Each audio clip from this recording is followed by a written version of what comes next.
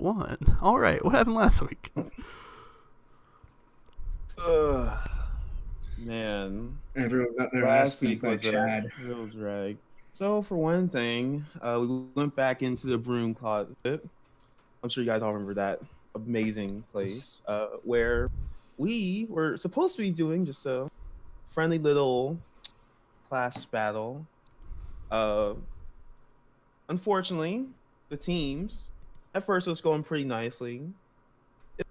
I mean, but then Chad decided that he wanted to go all California Smash and ruined everything. Man. And then we had a great moment where our amazing Addy somehow managed to make Sleuth, whose bones had turned to powder, and fix them with little splinters and gum. It was a truly amazing moment. And that's how the session ended. How?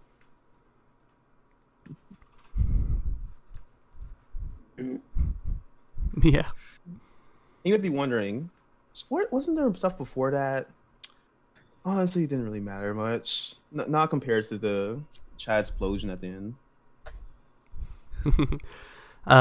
Let's see. Last time on My Hero Academia multi-GM campaign, Phoenix Academy. Everybody was doing their morning 3K. They had a conversation with all the NPCs. Friends were made. There's going to be a party. Addie suggested that they revoke the rules about different genders not being allowed in the dorms. Great work. There's going to be a wake for the deceased Lick who died tragically in India. Oh, that's what we... Oh, no, we had the sigil to him. That's Yeah. It was combat training in Phoenix Academy, so one half of Class B and one half of Class A and the other half Class A. We're doing a team combats against each other, and let's see. The player team started off very poorly, really started to come around in the middle, overpowered their foes. S-Talk, just flawless hero. He took 2 people on by himself. Yay. What's he even there That's for? right. That's how powerful you are. Your sheer charisma powered him through. Let's see. The player team was about to win, and then Chad busted out a discount United States of Smash and like nuked the entire arena. And so in order to teach the class a little something about teamwork, Worldsmith trapped them in a desert for 3 days, and they all had to like carry injured people on their backs and get out of the mountain. There you go. The theme was unity. And perfect. So today's episode starts off. We are... and most importantly, actually the most important thing that happened. There's nothing more important than this. It was announced that there's going to be a tournament held between Phoenix Academy and Dupree Women's Academy for provisional license, hero license, because the school is like engaging in a school-wide like class project to take down a gang that has sprung up on in Kumari Kente. And so you are competing with the other schools for the like freshman provisional licenses, which is the backdrop of today's episode. So today opens up. We are in a sports stadium somewhere in Kumari Kandam. There's an audience cheering. Dramatic music is playing. There's confetti coming down from the sky for whatever reason. We see Addie is ready for combat, and she's walking up the staircases to get on her side of the arena. And then we see walking up on the other side of the arena is her brother, Techno. And they say, let the second match of the Dupree v Phoenix Academy begin. And with that, we start in the future, and our two characters are moving forward, but the flashback we're about to engage in shows a desire to go backwards in time. And so here we are, backwards in time. This scene takes place before Addie joined Phoenix Academy. There's okay. She's in her room. She's quite upset because I don't know, what's that channel that has Mario Lopez as the announcer while he talks celebrity gossip? I don't know, TMZ, who cares? TMZ, yeah. TMZ. TMZ's having a field day because Addie Cattingham just like broke off a short-lived fling with romance with Chad Worthington. Chad Worthington went up on TMZ, whatever, and he was saying, she broke my heart, but in life you're gonna find lots of bad matches for you, and he just gives a whole beautiful boy routine about how hurt and emotional he is, and all the young girls watching TV are just like, oh, he's so broken. Are really falling for it, and Addie Cattingham is being branded as Bratty Addie for her behavior of breaking off the romance so quickly. So, give me the feel. What's Addie's current mood like as we enter the scene? Also, what's her room look like? She's got like a whole like music set up, and the walls are just covered in movie posters and band posters, and all you hear is just Green Day just blasting in her room. Ah, the oldies. It's all she's listening to. She's just lying in her bed listening to the American Idiot album, crying. Sweet. And so with that, there's a knock at your door, and then the door opens up without you saying go away. And so you've had a week to think about this. What's your brother's name? It says it in the thing. I forget. I think it says it at least. Branigan. Brannigan. Ooh, jeez. Right. Yeah, Brad. We'll call him Brad. Sweet, that works. Sure. Yeah. Shame on you, Claudia Callahan, naming your son that. Sweet.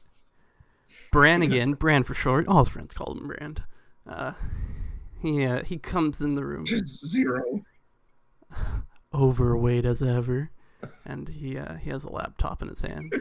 As he comes in, he's like, "Hey, are you doing okay?" He looks at the carton of empty ice cream and the Green Day album blaring on the stereo.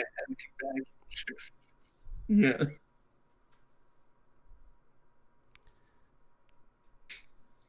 Not really. And he nods his head solemnly, says, "Yeah, I'm sorry to hear what happened." And he sits down next to you. He taps his laptop to turn on. He says, "But I've been working on a project that I think might cheer you up. I don't know." Anything to get my mind off of this?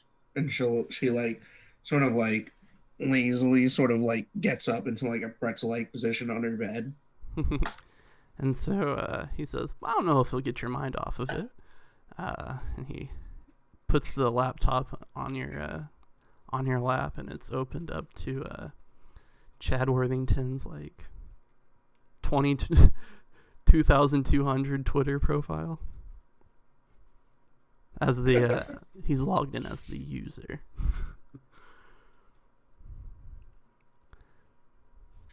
Oh. Did you hack Chad? And he takes out of his pocket a pair of black sunglasses and slides them on. I figured, if Chad was putting words in your mouth, it's only fair that you put words in Chad's mouth.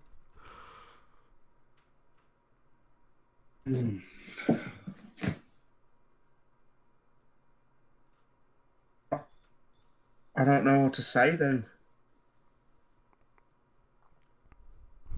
Something embarrassing.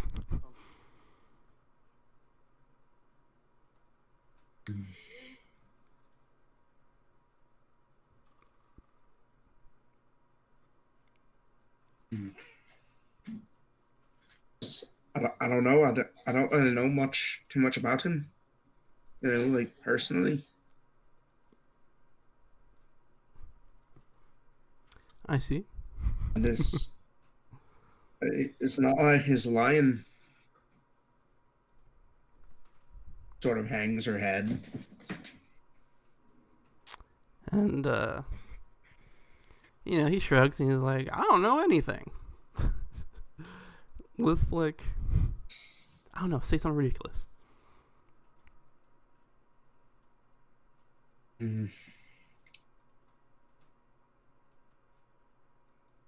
She sort of pulls the laptop over and she writes, Nickelback was the greatest band of the 2000s.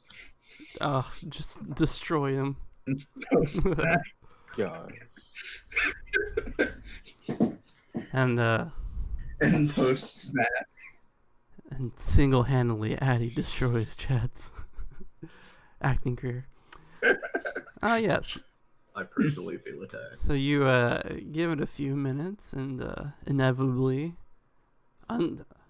just tragically, given 150 years of advancement, mankind has not come any farther, and the post blows up immediately, and there's just a million, and it devolves very quickly into people being like, Chad, you're an idiot. Nobody likes Nickelback. And just a bunch of negative comments about the dude. She will just engage in the thing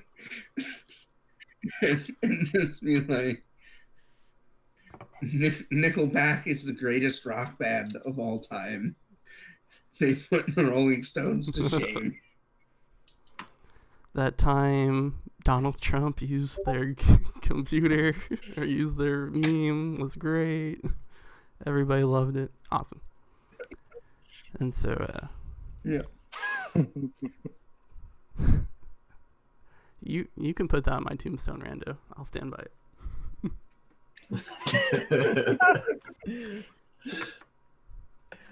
Yeah, so very quickly, Chad's getting taken down for his terrible music tastes, and hopefully Addie's mood has improved marginally.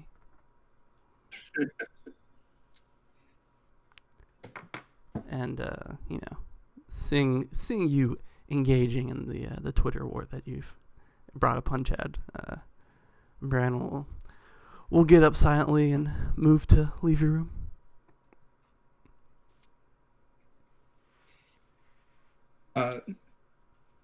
Thank you. I really needed that. And he smiles and says, "Hey, I'll always be here for you." Yes.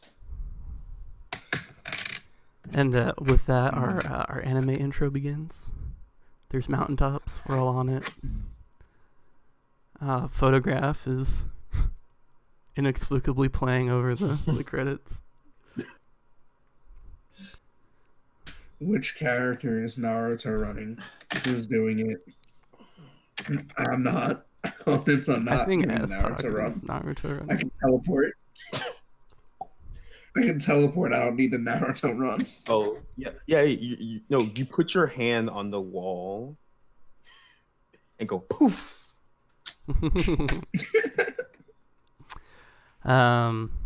So with that, we wake up in a hospital. There's a phone vibrating as Flashbang gets a text message, and he's in a hospital bed. He's woken up because unless we forget, he was made a pincushion out of this Halloween, just a few days ago. He got sewn up, so need a few days to recover in the hospital.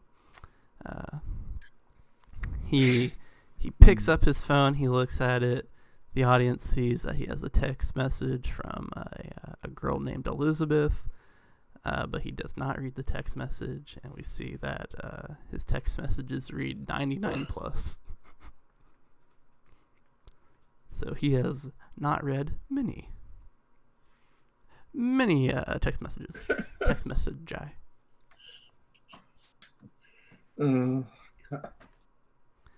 So who wants to be the good friend that came to visit dear old Flashbang? And I'm probably in the hospital. Yeah, you're in your own room. No co-ed So co-ed surgery suites here. yeah. Co-ed surgery. Now I was imagining multiple surgeries taking place in the same Yeah. room. It's like frog dissections.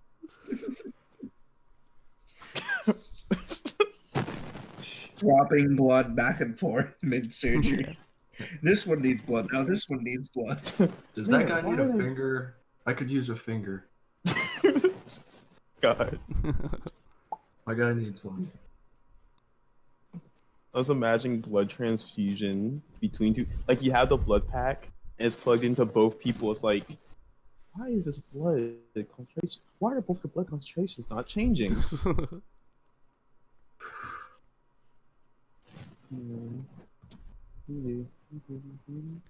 All right, so what I'm hearing is that Vibrance is the good friend that came to visit Flashbang.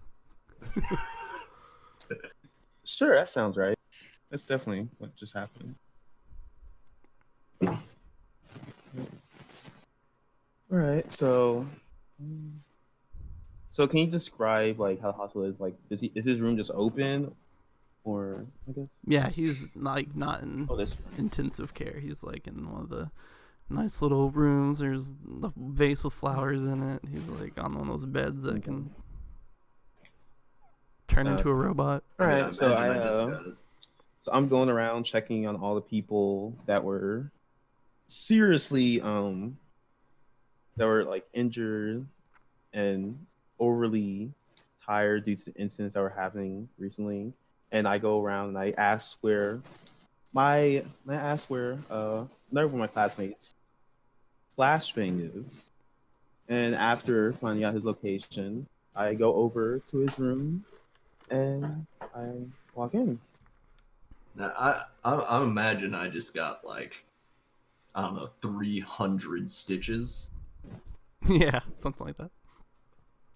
If I'm like remembering correctly. Correct, yes. Some very Okay. intensive acupuncture. Yeah. I'm trying to think, do you have a character name besides Flashbang Wade. or just He's Wade. I Wade. do. Ain't Elizabeth. Yeah. Flash Elizabeth thing. not Damien Wade? It just took me so long to get it that nobody knew what the hell it was. I think during the one shot, I did my best to Dude, call we you a know your different name. name every single time I talked about your character. I appreciate All it. right. Okay. Do I know your name? That's an excellent question. Yeah. Probably. They have Alright. roll call. Yeah. All right, so I walk into the call room him and go, everybody. "Hey Wade,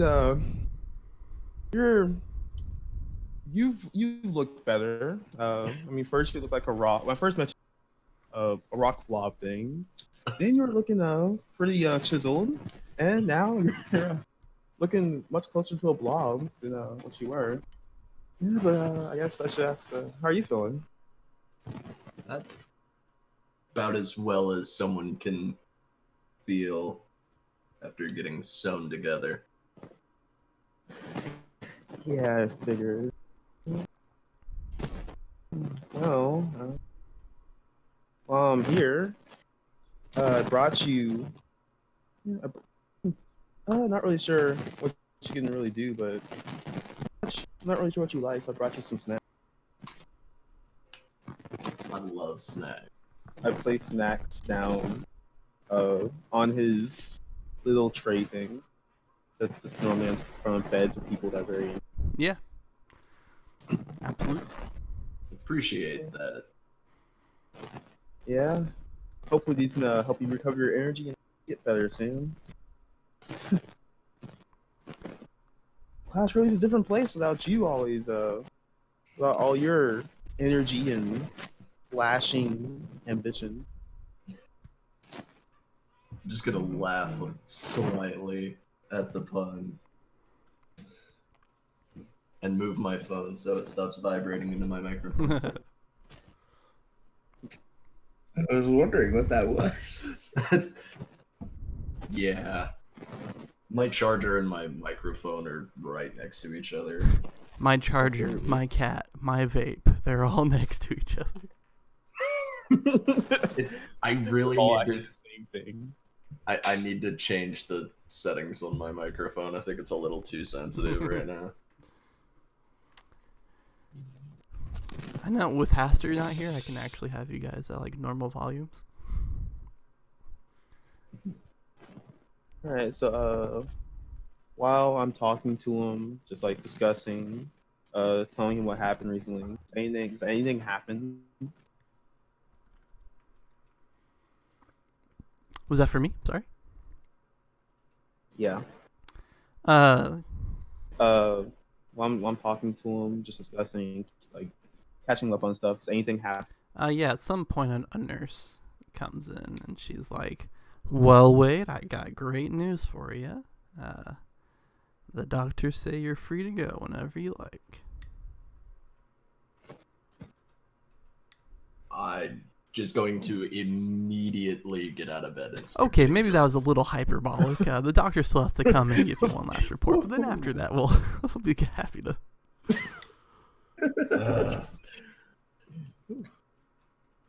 So, Yeah, don't worry, Wade. You'll be out of here in no time. But yeah, in the meantime, I'll probably be waiting in the lobby. So yeah, I'll see you on the other side. Right on. I will see you soon. I turn around sweet. So, and not wanting to get in front of the nurse, I just walk through the wall next to her. yeah, and the person next door goes, "Ah!" No. Into the hallway, of "Ah, course. still. We have walls for a reason, man.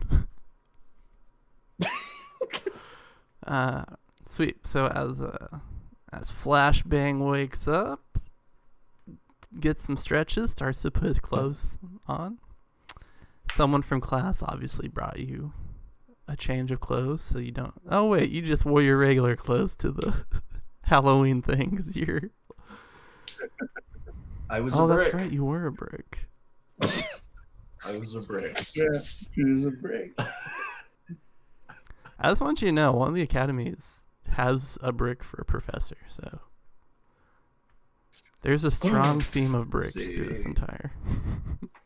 Oh, a strong female brick and a masculine male brick. Yeah, I believe so. Oh. Romance. They're eventually gonna meet, and the brick person's just gonna. I heard that you've been making fun of me. It was cosplay. Yeah, I was dressed as my favorite hero, Brick. Brick, It's just gonna go. Miss Brick. What's my name? So yeah, Brick, Miss Brick, Potter. Brick again. So speaking of bad names that start with B, Brannigan walks into his sister's room. Because he loves his sister exactly as much as Vibrance loves Flashbang. Yeah, Romance. just chew on that for a second and appreciate it. Yeah. She'll like light up right when she sees him because she's going a bit stir crazy being in here. Mm-hmm. Yeah, I'm sort of wave him over for a hug. Yeah, he comes in for a hug. You were on the news again. He says as he sits down in your bed. Always on the news. Yup. Just, usually not for almost dying. So how you feeling? Are you okay? Quick question. That girl's name was Delphi from the one Yes. shot, right? Isn't this gonna be like, I'm fine. I'm just worrying about Delphi. They haven't told me anything yet. Oh, well. Heard anything? Do you know if she's all right? Yeah, I think she's actually coming back to school soon. Which, okay, I was like, there's no way they'd let a student that just lost her eyes come back to school. But I was reading the manga, and like, Eri lives with them. So, obviously, the real world is thrown out the window.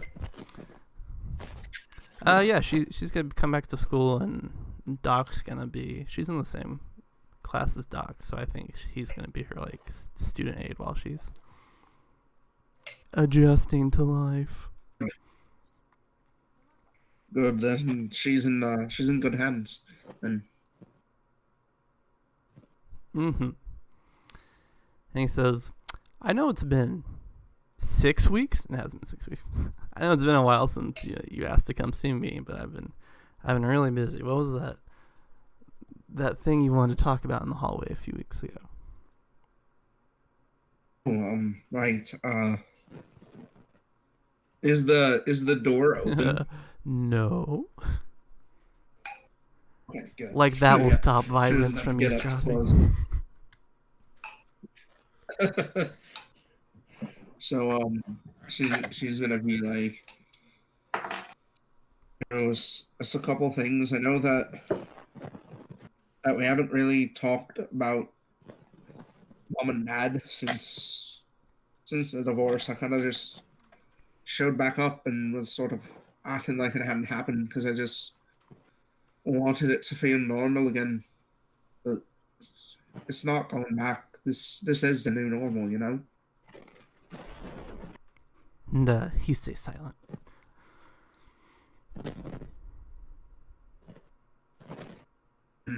And I've been going through a lot of things recently, and sort of been going through it on my own by my own choice. You know, like other people were there, but I kept them away. You know, like I didn't share things. I just sort of let it bubble, and it's been getting worse, and I'm just tired of pretending like things are one way when they're not.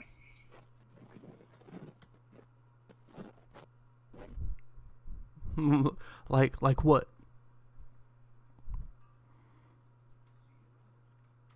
I'm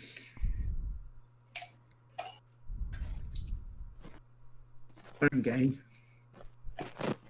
Pardon me? I like girls. And he considers this information.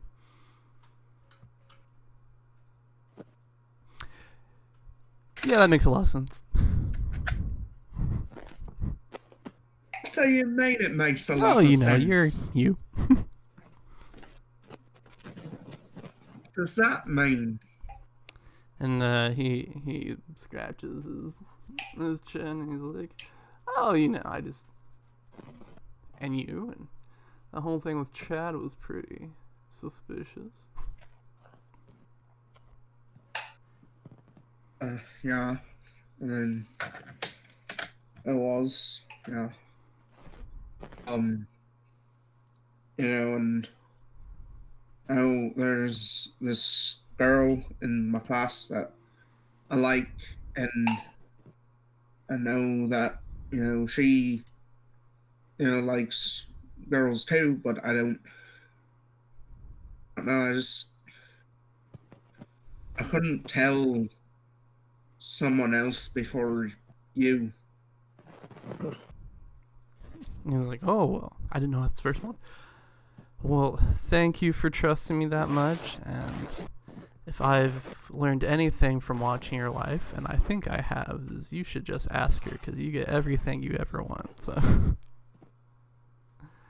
I'm sure her eyes will pop out of her head like a cartoon wolf. I think I got to see her live. I don't know. I mean, there are lots of bands that I wanted to see that are, dead. I never got to see At last, we acknowledge it. the Dead Kennedys are dead. Green Day is dead. The Beatles are dead. Okay, well, At least Nickelback is dead. That's. There are some. No, what are you talking about? They just had a tour last spring. They're immortal. They're immortal in this universe. You can't. Yeah, their 43rd album just dropped.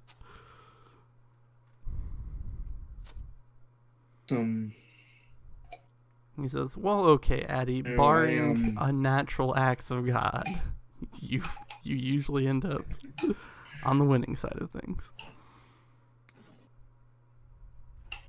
I don't know. I mean, Chad was the only person I ever did anything with, and we didn't really do anything. And it was, it was set up by the studios. It was like it wasn't real. And I don't know. And I feel like I owe Chad an explanation for what happened as well. Hmm. And there's Mom, and then there's Dad, and I don't want to explain it to Dad over the phone from the other side of the world. I don't want him finding out from some PMZ. Yeah, with Mario Lopez, the 200-year-old reporter. And he says, "Well, hey. Fucking lucky bastard. You've got all the time in the world. Work is amazing. Maybe we'll see Dad this Christmas. Who knows? You don't have to rush things."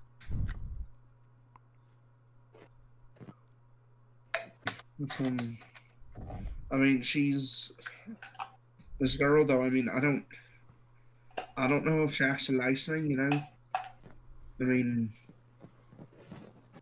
and I think like she's closeted too. She's not, really open about it. She only admitted it to me because of, something that happened in class. And she felt she owed me an apology for. And I choked, and I didn't say it then, and it's been weird since then, He nods. He's like, "Yeah, I get it. I too have never asked a girl out in my entire life. So believe me, Addie, I appreciate the situation you're in." She laughs and just rests her head on his shoulder, and just like, Excellent. So with that scene coming to an end, we Flashbang is discharged from the hospital. Addie is discharged from the hospital, and Delphi as well, despite suffering much more grievous wounds. God, healing quirks must be amazing. Alright. Teddy senses that a scene with him is coming sure up, so it was just my natural skill. You're right. Yeah, you critted it, didn't you? Yeah. Yeah. Yeah, it's her Her quirk. quirk is just crit every treatment My roll. quirk is to always roll above a 25 on treatment checks. Yeah, I don't understand. Like, you pretty much always roll a natural 20 on. It's weird. I'm surprised, like, I don't know, Addie's like being treated by the doctors, and she's like, "You little people in your petty medicine." She's like correcting the doctor as the doctor's treating her. The doctor's like, you surely don't know it's like rolls natural 20 on the check. It's like, actually, she's right. It's like, oh. Says, my pain's over here, doctor. So, that's the wrong place. They're going through your trash and they're like, she wrote the cure to cancer on this napkin that she threw away. It was groundbreaking. So you guys are discharged from the... Oh, sweet. She rolled another. Just nat 20. Just impossibly. Yeah. Why can't I do this on my attack rolls? Oh my, you Then literally you- rolled it. That's what I'm talking about. You just... Jeez. So as soon as she's discharged, Addie walks around the ward and gives the doctor some tips on their patients before she heads out. All the doctors will miss Addie's assistance. Yeah. You know, if heroing doesn't work out for you, you'd make a great doctor. I think she's just buying. I'm pretty sure that me being a hero is selfish because like, I'm pretty sure if I dedicated my talents to medicine, we'd cure God. everything, including old Addie's age. just like buying her time Honestly. till she's 18 and can like do surgery. You know. There we go. It's like at the end of the campaign, it's like, all right, it's like we're glad to see that our the top 10 heroes of the world. And it's like, actually, I'm quitting being a hero now. Now that I'm old enough, I'm about to go into medicine. A hero by a different name. Sweet. So you guys are discharged. People are taking pictures of you, getting as you guys are discharged, and I don't know, a doc in a Ford Rambler pulls up and loads everybody in and drives everybody back to Phoenix Academy. So exciting. As you guys are in the BMW, it's gonna be a new car every time. Okay, Vibrance. There's a character named Delphi. She shot herself in the head and now she's blind. She can see the future. She turns towards you and she holds a hand out to the middle of the air and she says, I'm Delphi, hello. I take her hand. I go, nice to meet you. My name's Tron. Oh, pleasure to meet you, Tron. But most people call me Flux, great name. I don't know you. This is very exciting for me. I saw myself die. I don't know why she's like deaf too. I saw myself die the other day. And so I thought that was the end of my life. But now I get to meet new people. This is amazing. That certainly is amazing. But you're alive, so that's great. Oh, for sure. Yeah, I thought Addie and Flashbang or Addie and Wave were gonna die too. Oof. But then they showed me you can change your future. There's no fate but what you make. Those are the words of Sarah. The second greatest badass female in all of cinema. Let's get that tattooed on our backs. In old English font. Yeah. Yes. Yeah. There is no fate but what ye make. Verily, the Lord said upon Moses, there is no fate but what you make.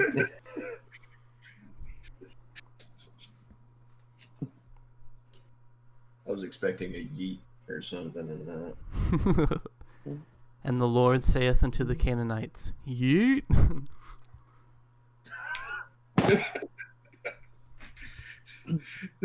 You know how they have like the numbers and the colons and then the other numbers for like what it is. It says like Terminator 2 Judgment Day, and then it just has the timestamp in the movie. Excellent. Yeah, so life continues as normal.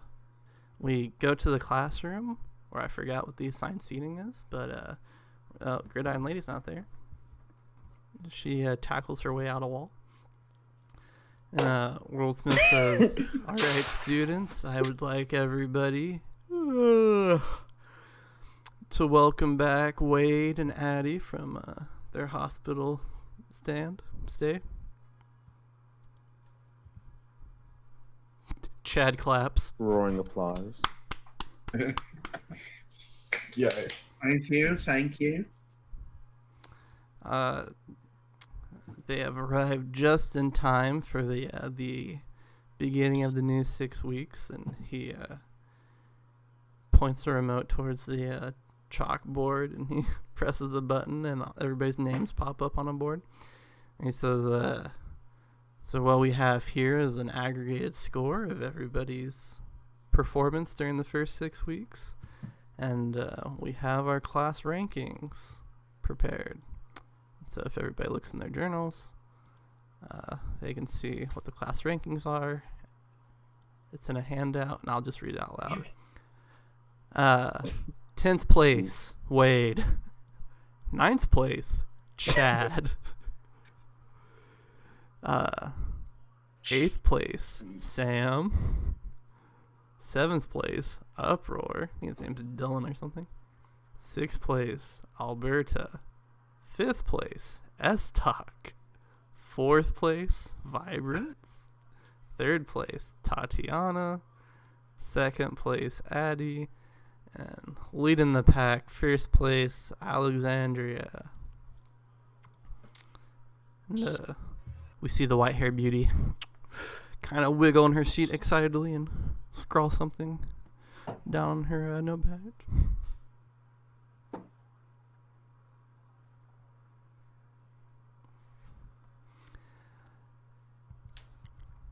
Although, I'm starting to feel like Sleuth should be dripping a little bit down the rankings.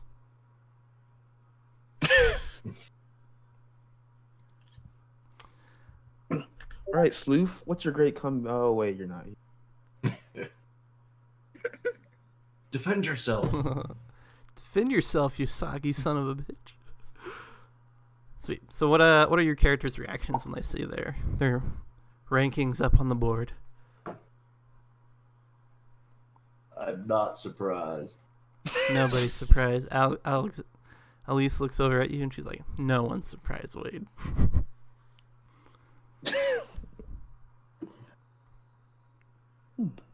Yeah.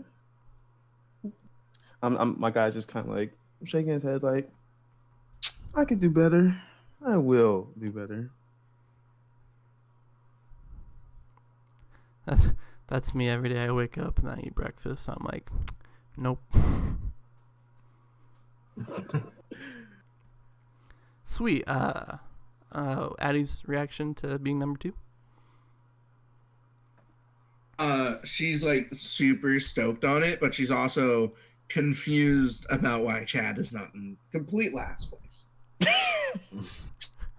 Wade is back. But she close on it.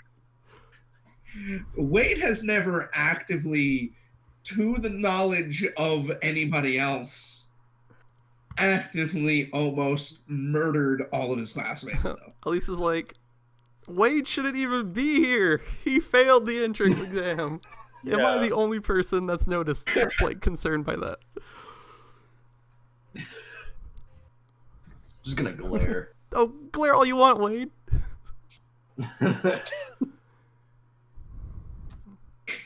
Wade's here for a reason, just like the rest of us. That sounds about Thank right. you. He's proven himself so far. Has he? I mean, maybe fast, but the other nights, like we fought tooth and nail to get out of there, and I think if any one of us wasn't there, that was there, the rest of us wouldn't have made it out. Questionable, but sure. It's always good to be optimistic. Yeah. Show you. And is Teddy Please do. alive and active? S-Talk. Nope. Okay. Sweet. Addie stands up for her fellow teammates, but meanwhile, Flashbang, he sees his very bad score, And he frowns as Elise is like, "You don't even belong here, dude." And we have a flashback to Flashbang's past. As a little baby middle schooler, he's walking home from school. Okay, I have to ask Flashbang so we can like all imagine this. What does we know what Flashbang looks like today. What about him like makes this flashback embarrassing, like for people to witness? Like what did Flashbang look like when he was a little awkward middle schooler? Like giant Coke bottle glasses. So he has Bring it around with a Nickelback shirt. Come on. And a Nickelback shirt. Oh, Nickelback's my Because favorite. I like Nickelback. No. Okay. Or at least the equivalent to Nickelback.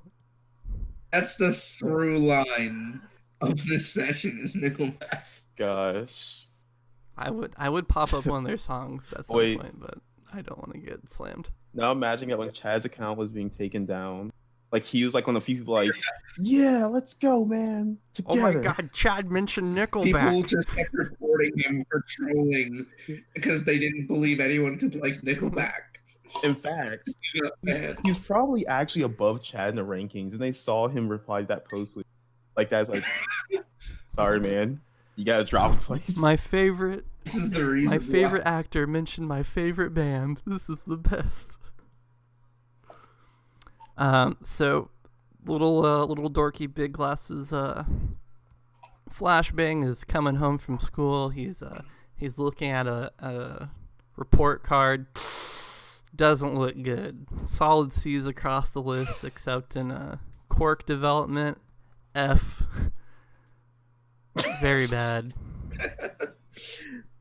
And he sighs, and you hear someone yell, "Wade!" And a very loud voice carries across the fields as a short blonde girl comes running towards you. Just gonna freeze in my tracks and try not to scream. A girl. Okay, this will be a joke that nobody will get. On the Dragon Ball Z fighting game, Fighter Z, or Z Fighters, whatever it is, when Broly like comes in a screen, they play the sound of like a plane landing on a tarmac. You know, where it's like they play that when he like rolls in. So that's the noise that she makes when she rolls in next to you. Oh, I actually 100% get Excellent. that joke. man. I can see the skid marks as she just stops, leaning forward before zooming back, like, hey. Exactly. She's like, check it out, all A's.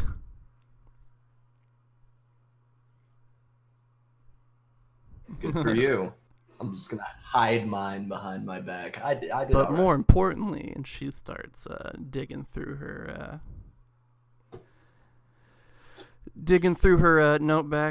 notebook, and she pulls out a sketch pad that she has. And there's like a few comic panels, and there's like a boy and girl superhero that are I don't know, fighting villains. And she says, "I've been working on the art." And she turns to another page, and there's a female superhero taking a pose, and up above it, it has the name. She says, "This is gonna be me," and it has the name Flashbang above her. And she flips the page, and she has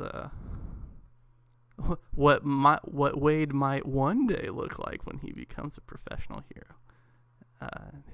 The costume she's drawn, she says, "And this is gonna be you." And she says, "So have you thought of a hero name?" No, I haven't really given it a whole lot of thought. And she says, "Well, you have to think of something quick. We're gonna graduate middle school soon. We're gonna be off to Phoenix Academy." Yeah. Yeah. Yeah, I did. Yeah, I'll definitely think on it some more. Don't worry, I'll come up with something awesome. I know you do. You're so clever. I can't wait to hear the story you have planned for our comic book. And she flips back to some of the panels that she's drawn out, and she says, "So do you like the way like the way your outfit moves around?" She points to some of the action poses in the comic panels. Yeah, it looks really cool. Thumbs up. Awesome. What am I looking at, by the way? She I don't know. She's like drawing a manga about the. She's like drawing a manga about the two of you, basically. Well, I caught that, but what does it look like? Or have you given that any I thought? have not given that any thought. Okay. It looks exactly Cool, like then, the art yeah, from My definitely Hero just- Academia. So weird. What? No way. Then yeah, definitely a big thumbs up, and it's looking awesome. Sweet. So have you thought about what our first arc should be about?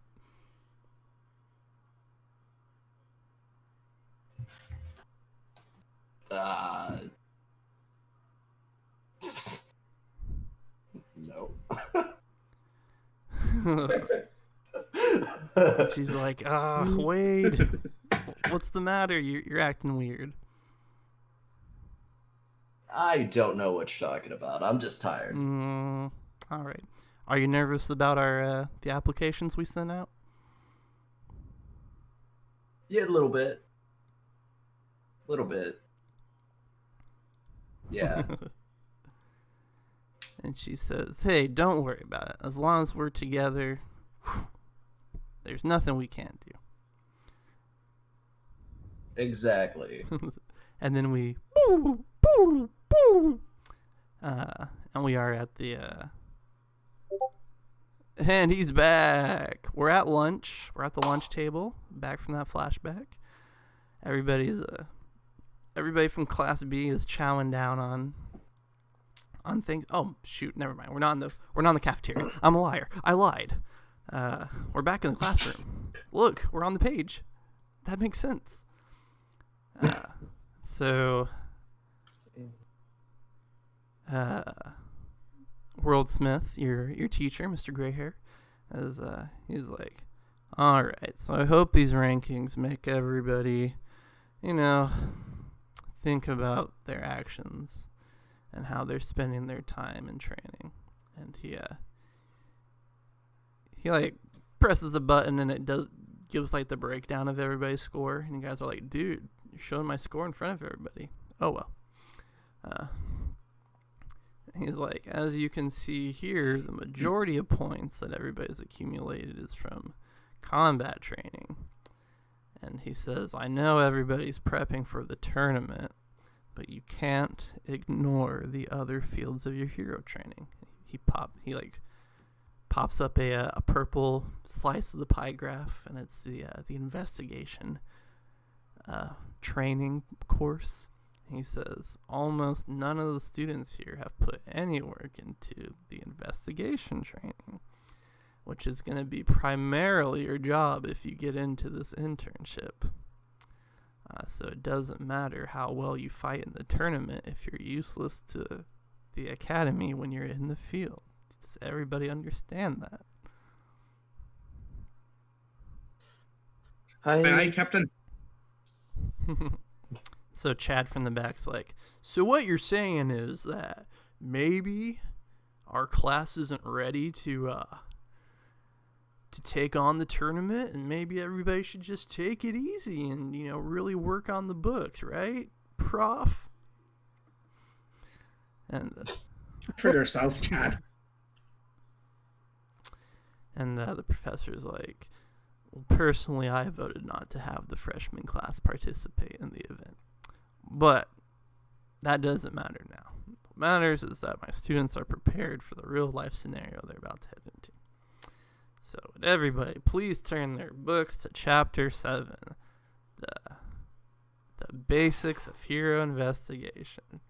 And now for 3 hours, I'm just gonna talk to you guys about that.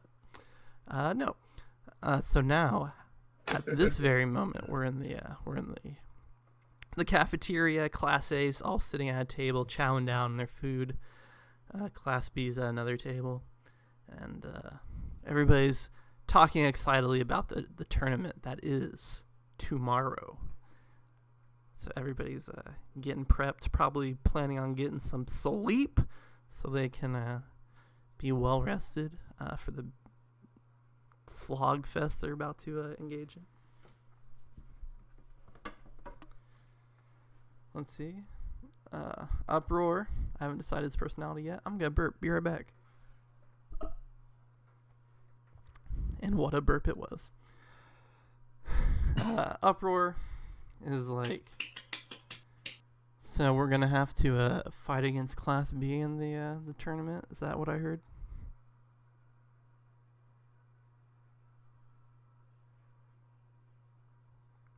And since none of you guys are the GM, you actually don't have that information. So Chad's like, no, everybody's gonna be fighting against everybody. So you're saying it's a battle royale? What? Okay. Any other details that you have? Chad goes, dude, I don't even care. I'm not going to be in the tournament. I don't care what happens in the tournament. So not cool. Because as you guys know, Chad got banned from extracurricular activities because he nuked 9 students. Yeah, you say it's uncool, but you did kind of, you know. Still, that's no reason to Like, hold it's the not like it school didn't- back. I'm the strongest fighter, and I should be representing this school, and we're fighting another school.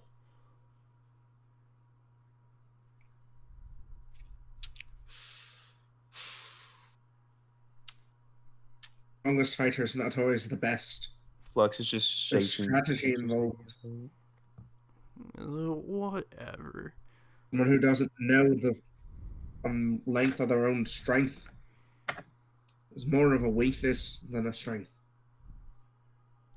And we see Elise is like smiling under, like hiding her face by a fork as her smile by a fork as Addie says it, because she likes to see Chad frustrated. And she looks at everybody and says, "So I haven't even seen Class B fight. Do you guys know what they're capable of?" A couple of them. We all saw Doc with his, his medical stuff, and my brother has the same quirk as my mom. Big brain. He uses all kinds of gadgets. He's got a really cute robot dog because our parents wouldn't let him have a real one, so he spitefully made one. That's nice, Addie. We don't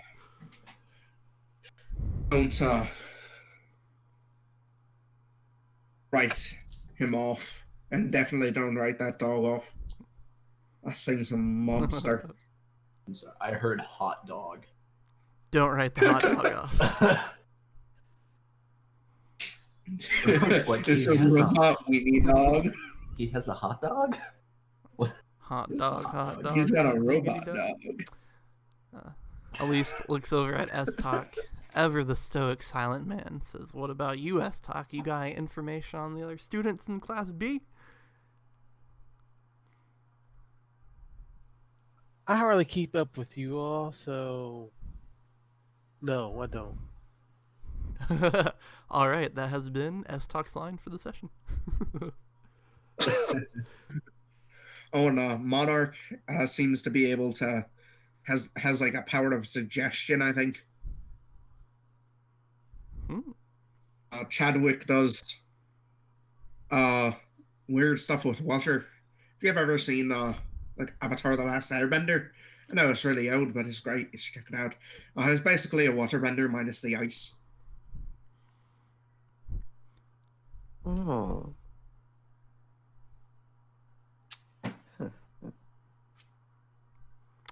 I really just want to establish that Addie's until just like the classical like music and film. Addie's in the ancient. Yeah, I mean, Addie has expertise acting, so. Oh gosh, I just realized She since is an actor. we're in the year 2066, so that stuff is like Yeah, it's like 150 decade years old. It's like at this point. Yeah. Yeah. Addie dropped Lugosi in the other session the other night. Right now she's quoting Shakespeare. yeah, that's like being really into green God. sleeves and stuff like that. Mm. Oh, Mozart, just a genius. I mean, she's a music and cinema buff, so Yeah, she has a Stradivarius. she literally does. She has a $20,000 violin and like a multi-$1,000 guitar. I wasted points on this, by the way. It's dedication. Yep. Awesome. So everybody enjoys their lunch. Kind of, I guess Elise also mentions that, not only are we fighting Class B, but there's an entire academy we know nothing about that we have to fight as well. We had a run-in with some of the Dupree girls the other night. The right bitches. Right, you are. As the GM completely forgets about that encounter, I'm like, oh yeah! So you do... And one of them uses a giant sledgehammer. And then another one, their Fire feet beast. go on fire, and she kicks really, really hard. So don't get kicked. Take out her legs. All right. Remember, it's we are allowed to play dirty here. You can go for the shins. You can go for the tendons. Is there anything Let's not get- start. I will heal. I will heal them. It'll be What okay. was that, Teddy? Is there anything of us grouping up? Like, can we group up and still do this? Is there any rules? Well, he said it was a battle royale, and I agreed with it. That's not correct. It is like a bracketed tournament, so it will be one-on-one. Okay. Okay. That's But that's much safer. Here I was thinking we're gonna like group up, and it's like just when it's just our classes left, we're like, sorry to do this to you, but There can be but one. We're giving out one license this year. There can only It's like the be Hunger one. Games. They're like, we're giving 5 licenses, and then there's just 5 of you. They're like, we changed our mind. It's like, oh, Awesome. So you guys, yeah, perfect. You guys have that conversation. You discuss tactics. You talk about attacking the tendons of of an innocent girl, and Innocent. She was a total bitch. She stole a teddy bear from a little girl. oh, actually, if you guys keep up with the news, Then she attacked me. you'll know that those girls were recently on the news for saving a bunch of people from a burning building. So they could. did they start the fire? No, they didn't start. That was Are you my sure about Phoenix that? Academy or 6-Star Academy game. They met up with them and saved some people. Oh, I thought you were saying a 6-star academy started the fire. I'm like, man. Oh, they would. They're not trustworthy. You're sure it wasn't Fire Girl's fate that started the fire? Fire. Yeah, you guys are my favorite academy, so I can talk bad about them. I bet you said it to all the You know academies. what? No. Doesn't. We can go back and check. There's Don't worry, I proof. watch everything. I mean, he loves 6-star. They're full of hijinks. You know. All right, on Naruto, I find all your NPCs much more interesting. So I think it's interesting how that's affected the way I GM both games. Anyway, this whole project has been a really big learning experience for me. I thank you all. So it's nighttime now, and S-Talk is, he went to bed early because he didn't exist much last session, so he really wants a chance to shine in the tournament. So he's going to bed pretty early, but unfortunately, he's been having stomach cramps all through the night. He's having a very, very hard time falling asleep. So this is why when his door opens up from the outside and a girl steps inside, he's awake and alert when it happens.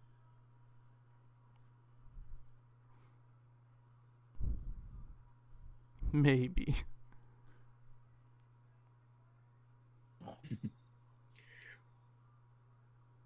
If you are talking, Teddy, we cannot hear you. You can? Can't hear him. I heard him. He just Okay, better. there. I can now hear you, yes. Yay! I'm sorry that I spoke for the group. How dare you? I couldn't hear him Well- either. Well, No. my router reset, so it's okay. So Ah. I just heard a little bit about the door opening. I assume you was talking to him about. Your door opens up at S-Talk. Your door opens up and there's like a girl that like walks inside and starts looking around. Excuse you, miss. I sit up in the bed looking at her. Can I help? And she squawks and then she squints her eyes and she looks at you and says, "Oh, wrong room. I'm sorry." And she looks around, like starts looking at any pictures you have on the dresser. She says, "Do you happen to know where Chadwick Worthington's room is?" No. Well, I probably do. So I'd give her the information. Like, why do you want? Oh, she's like, "Oh, I just heard he went to this academy, and I'm a big fan." And she goes, "All right, thank you so much for your help." And she starts to head towards the door. Okay. I'll get up and watch her walk down the hall to wherever Chad's room is. Kind of like.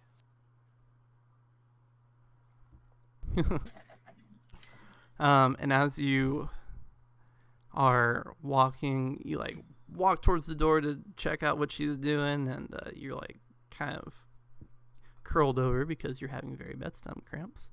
And as you like look down the hallway, you see that several other doors are open, and Vibrance himself is walking towards the boys' restroom.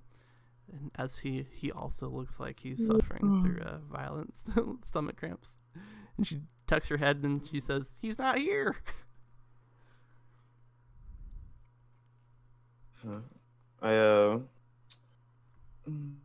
Well, girl, I look over like, what are, like, first off, I look at the girl and I say, I'm pretty sure you shouldn't be here. And then I look over at S-Doc and I'm like, I'm surprised you're actually out. Huh. Well, she's giving him a room. It's like, I asked about Chad. I figured. I'm not really gonna question your thought process, but you said he's not in his room. Yeah, he's gone. And from the boys' bathroom where Vibrance was like also heading, you hear just like the sound of like upchucking, basically.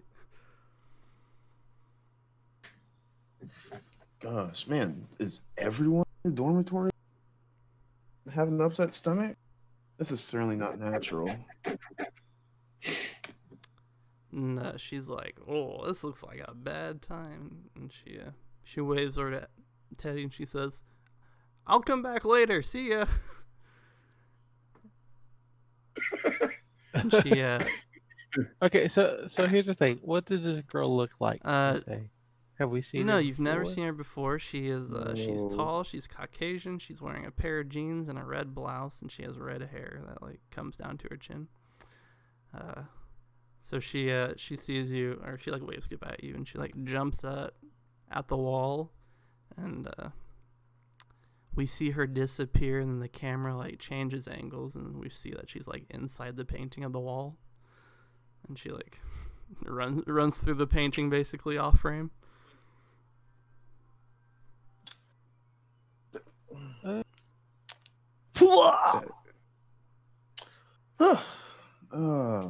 Well, looks like the bathroom's occupied. Man. Well, S-Stock, now that whoever she was, has left, do you have any idea what's going on? No, but I guess Chad has a cult following, or maybe ex-girlfriend. Take your pick. I mean, okay, so I wasn't able to see it but apparently he posted something very disturbing. It might be in retaliation against. I think it has something to do with him displaying his love of Nickel. I should say that happened a few years ago. I know. It's still just that Still, big of a everybody- thing. It's yes, the epic thing. It's famous. It's like a. It's the reason Twitter got brought down. Finally, the Nazis couldn't take it down, but Chad Nickelback finally did. Yeah. Downfall of Twitter was because of Alright. Chad. He is a hero. Now, okay. This is Chadwick, not Correct. Chad, correct? Yeah, this is Chadwick Worthington, also known as Seahawk, I just want you guys to know who is a famous this actor. confusion is completely your fault. I know.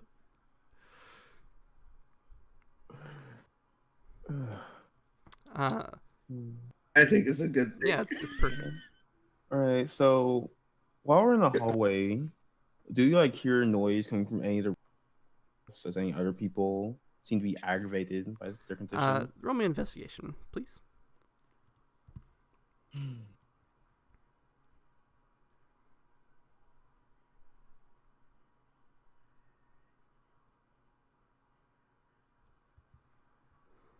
Very cool. And S-Talk 2 may engage in such skullduggery. No, I don't have investigate. I'm not a All detective. right.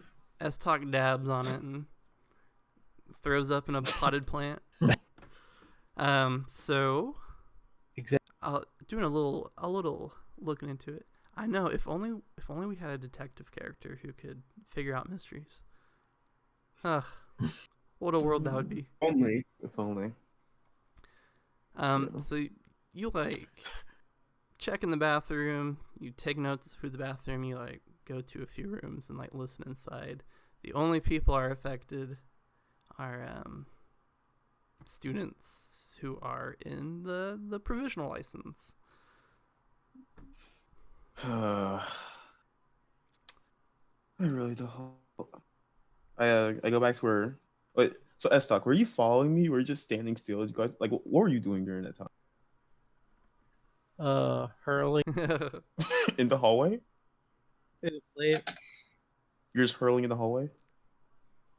In a potted plant. Oh, okay. I go back. I'm like, S-Stock, please stop.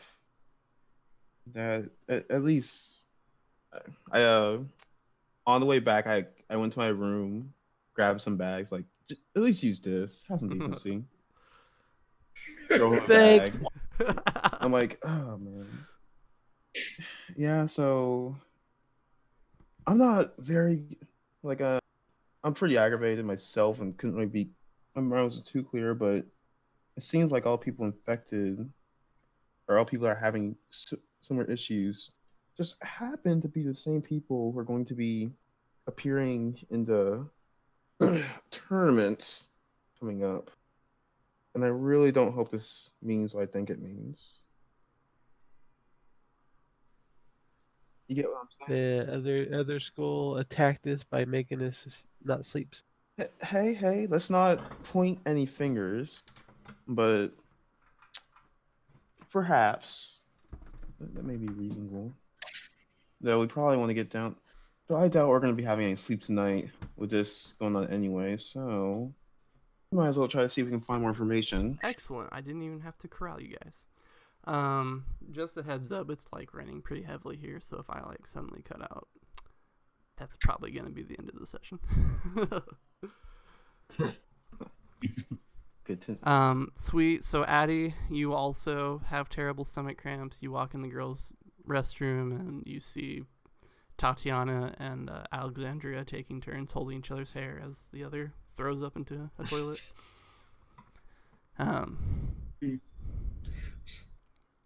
You guys too? Yeah. Is this what school food normally is? It's the first time I ever ate it. I didn't feel like cooking after the hospital. Addie normally gets Uber Eats delivered to her dorm room. She normally cooks Oh, her that's own right. You have meals. cooking expertise. Hey. I Yeah. think S-Talk has expertise like local, what is it? Popular culture and current events. Yeah, public. Yeah, and current I events. wasn't sure if I could just do straight pop culture stuff, but I did cooking, music, science, and acting. So if you want to know about politics, Teddy's the guy to ask. Yeah, Addie's not the one to ask about politics. So MZ maybe. let's just take our hands over the current screen that the camera's panned on, and we kind of just rub our hands over it. And when the hand is taken off the screen, we are in the student lounge with our 5-player characters, having their minds set to figure out how everybody done got food poisoning. Yeah. Addie's gonna be like checking them and like seeing if it is food poisoning or maybe something else, like what specifically it might be. Like maybe using your treatment or something. I want to swing. Yeah, okay. Yeah. It's like, well, oh, so this is where flashbang goes. And I look over to Addie like, aspect of our class president, you seem to have reached a similar conclusion as we did. Hey, I wasn't 100% sure because I've never actually had like school cafeteria food before in my This is life, just so what it does. I just thought that it was trash. Yeah, I just thought that this was normal. I'm not. But then I saw, this school actually has a some wing. pretty decent food. Yeah, they have so. pho. That's what I thought when I had it, but it was all right, you know. I mean, Yeah. it wasn't anything like I call it, but Really? I'll have to take you up. I'll have to take you up on that challenge. I'll make the best lemon cakes in the world. But anyway, I'm not too sure about the girls, but all the guys that are going to be sitting in a tournament coming up just all happen to be affected by this, and it only seems to be affecting us. So, what do you think? I know you're pretty good with medicine and stuff. What are all of your symptoms? And I like take out a freaking clipboard Okay. and start jotting down what they say and try to like cross-examine them to see exactly what it is and if I know something that Sweet. can help. Go with ahead and roll your treatment. And I like to imagine Flashbang was hanging on that chandelier. He was doing that thing where you like have your legs and you're hanging upside down. And he was just like vomiting upside down. She's just upside down girl from recess. Oh my god, I forgot. Whoa. I was talking to my girlfriend and I were on a God, swing yes. set the other day. And I was telling her about that episode where like the swinger girl, she's like gone for a day, so everybody thinks she like finally swung over the swing set and ascended to heaven, and they like start a religion based on her. Yeah, that is great. That show was weird. Sweet. 26 treatment. Very cool.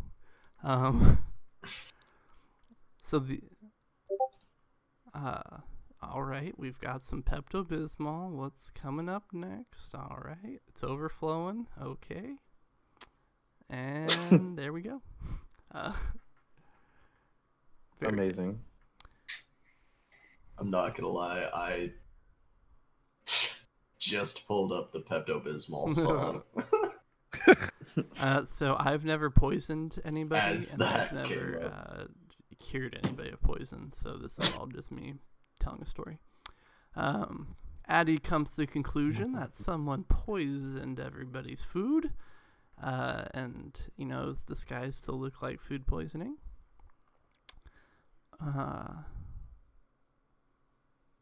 She concludes that if you basically conclude that if you can find out what sort of poison it was, then Doc can just make the antidote really quickly and have everybody go back to sleep very easily.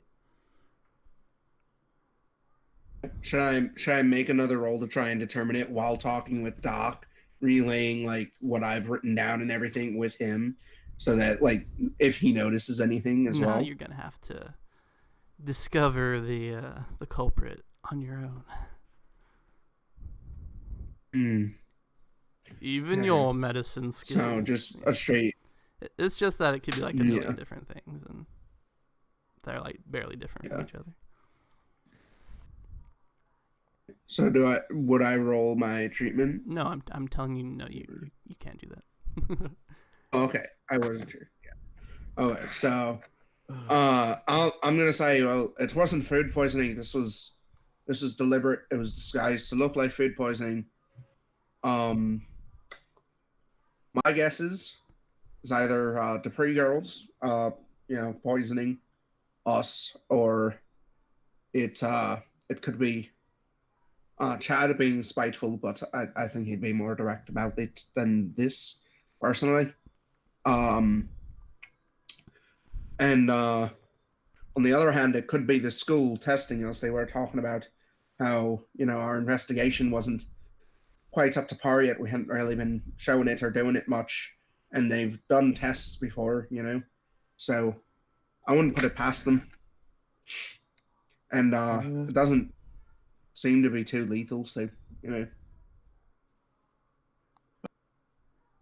Honestly, didn't even think about that possibility. It would be hard for another school to get in and poison the food. Certainly Oh, sounds. no. has anyone because there was just a noticed girl- anybody? Sorry, what was Yeah, was there Teddy was a saying? girl looking for Chadwick.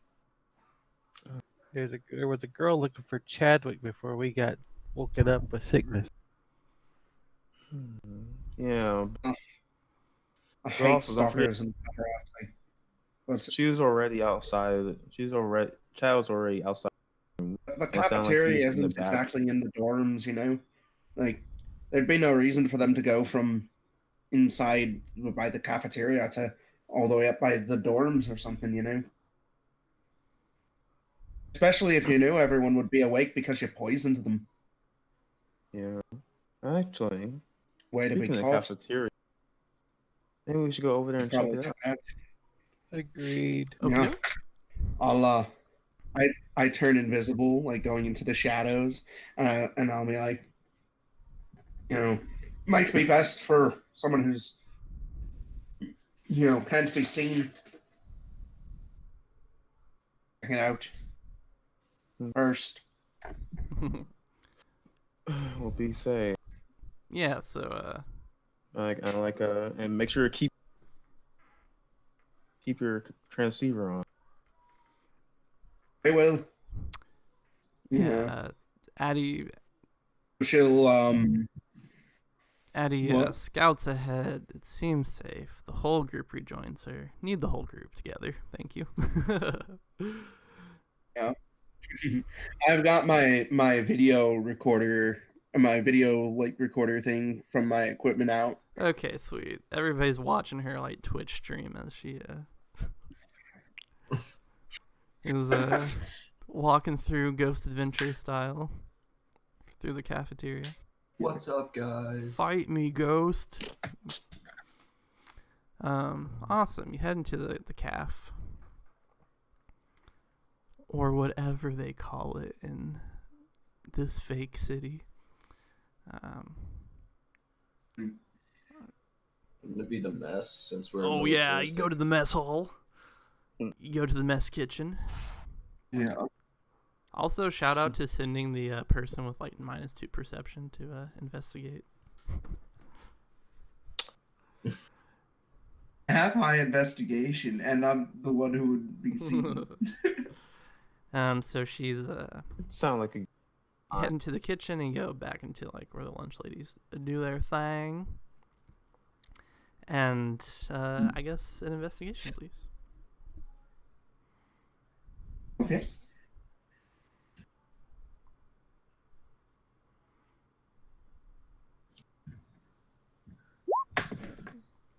Splendid work. So you've so first of all, you know that as a student here, they're like you have to volunteer for certain like duties. So people like help the custodians because it's like a Japanese school, so the students like do a lot of the work. So part of that is that some students volunteer in the kitchen, and so you're able to like look up the like login. Yeah, you find like the log basically of students logging in, and so there's like the lunch ladies that have their own codes that log in. There's students that have their codes and log in, and there's like a guest code that you can type in. And as you're looking at this, you're like, this is a big flaw. There's a lot of just like FFFJKZ, like random letters typed in as people come in. The two student aides for the kitchen are Doc and Alberta, but also there is a guest pass that was signed in today just before you guys before lunch period, that is listed as Angelus Novus, which is not a real name, obviously. So you guys are all huddled around the laptop looking in. You're like, Addie, zoom in on that name. Zoom and enhance. Zoom and enhance. So you guys can make some sort of. So,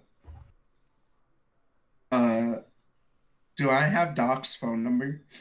I don't think so. Can you Anyone here have Doc's access it? number? maybe let's talk to the tech. What was that, Teddy? What did you say? Oh wait. I was gonna say, can we access the video cameras on this console? Like the laptop you're like you're streaming on, or the laptop that everybody logs in on? The computer, yeah. The wrist comp. Yeah, for the hacking. cafe computer. The mess hall. No, it doesn't have like a web camera on it. But if you want, you can roll an expertise pop culture on that name, or expertise German literature circa 1912. Excellent. Let's say. If you speak Latin, you know it just stands for new angel. Is the okay? So Angelus Nova is this is what S-Talk knows. Angelus Nova is not ancient. I guess by this time it'd be like 400 years old. It is a 15th century painting that a German painter did, and it depicts a very like goofy looking angel. And it's not a very impressive painting at all. However, its historical significance is that there is a German philosopher post World War I who was very inspired by this angel, and he wrote a book called A Philosophy on History, where he talks about human progress, and so S-Talk, being an intellectual, he knows like the essay about the angel goes something like this. So you guys can all just like Google Angelus Novus, but this German philosopher says about the angel, his face is turned towards the past, where we perceive a chain of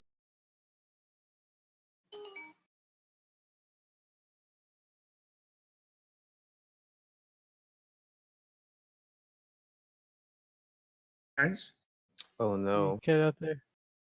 Did it happen? Oh no, don't tell me to ring. Oh. No.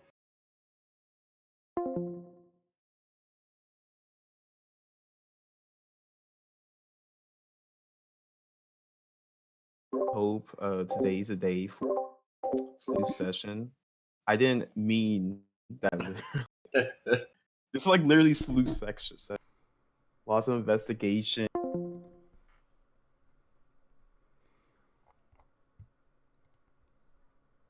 it's out. Hey, okay, there we go. That sounds like me CRB. talking. Hey. Oh. It was like, Chris, don't read 20th century philosophy to your players. That's just bad practice. All right, so It's a sign. I'll pick it up again. Thank you for bearing with me and your patience. So, on the topic of this angel, his face is turned towards the past, where we perceive a chain of events. He sees a single catastrophe which keeps piling wreckage upon wreckage and hurls it in front of his feet. The angel would like to stay and awaken the dead and make whole what has been smashed, but a storm is blowing from paradise. It has got caught in his wings with such violence that the angel can no longer close them. The storm irresistibly propels him into the future, which his back is turned, while the pile of debris before him grows skyward. The storm is what we call progress. So this philosopher talks about how mankind is always like being propelled into the future, and we're always advancing, but we never like stop to take care of our basics and like fix the problems before us. We just like look towards the future to like finding more problems, basically. Yeah, this certainly sounds like him.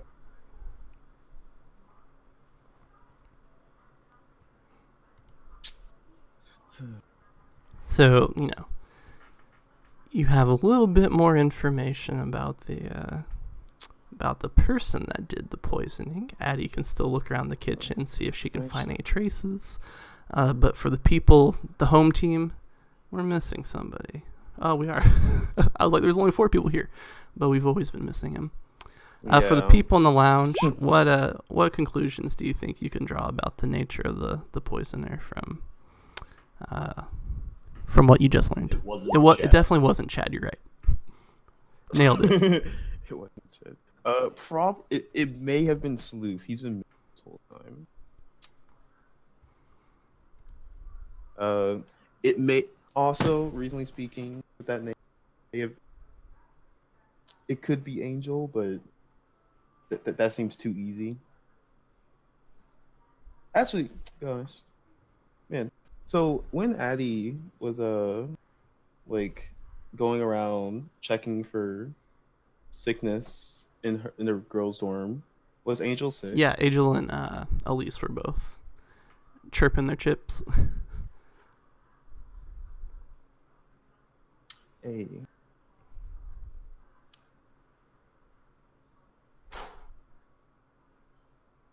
Man, this would be a great time to go and Yeah, just be like, someone wake Sleuth up. He can figure this out in 2 seconds. yeah. It's like, hey, Sleuth, get out. I was like, where's Sleuth? I don't know. He just disappears.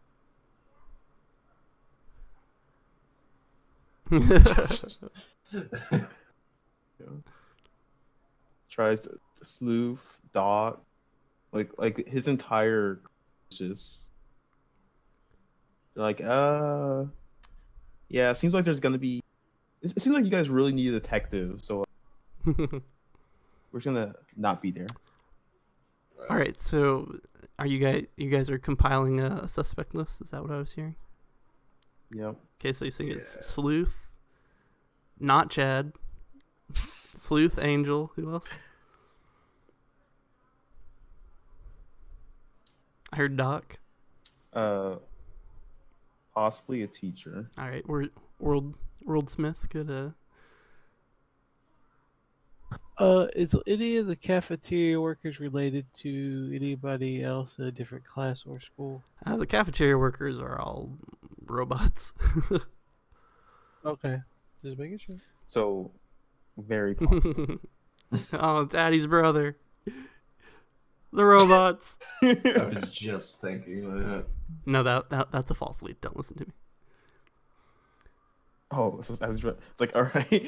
Addie comes back like, all right, guys, this is like, don't worry, we caught your brother. He admits everything. That's like Arthur Conan Doyle being like, by the way, Irene Adler can't be trusted. Then just continuing on with the mystery. Sweet. Okay. With the boys in the dorm coming up with their suspect list, they're gonna be doing that. So Addie, S-Talk is looking through your head cam as you're searching through the kitchen. So if you'd like to roll your investigation or perception check, you get a +3 circumstance bonus to that. I think Addie went to that. He did. She All right, did. I think we should all. While you're having. I think we should all embrace that idea and go to the bathroom. I'll be right back. Hey, Okay. gone. Well, looks like it's time for a soda break. It's like Everybody this is the perfect- leave, quick. Oh gosh.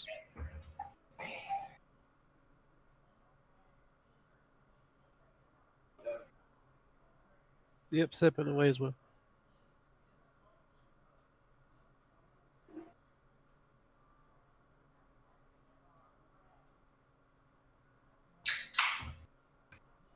Oh, I didn't mute myself. Whoops.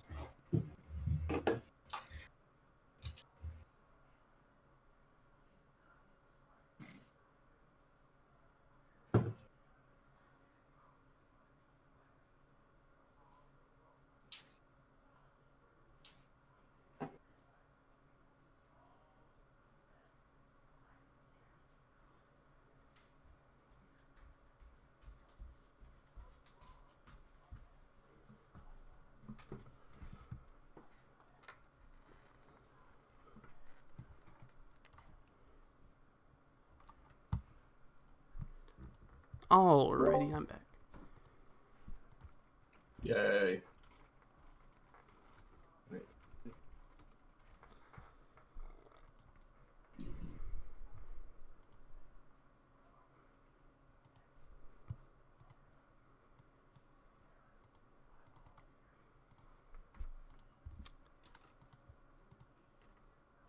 There we go. That's the the picture. Not great. Wow. That's impressive. Yeah. Better when I can draw. Same.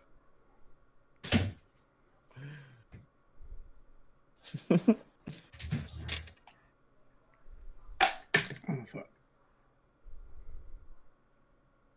I'm not gonna lie. When Addie played the role of Angela Snovis in her hit movie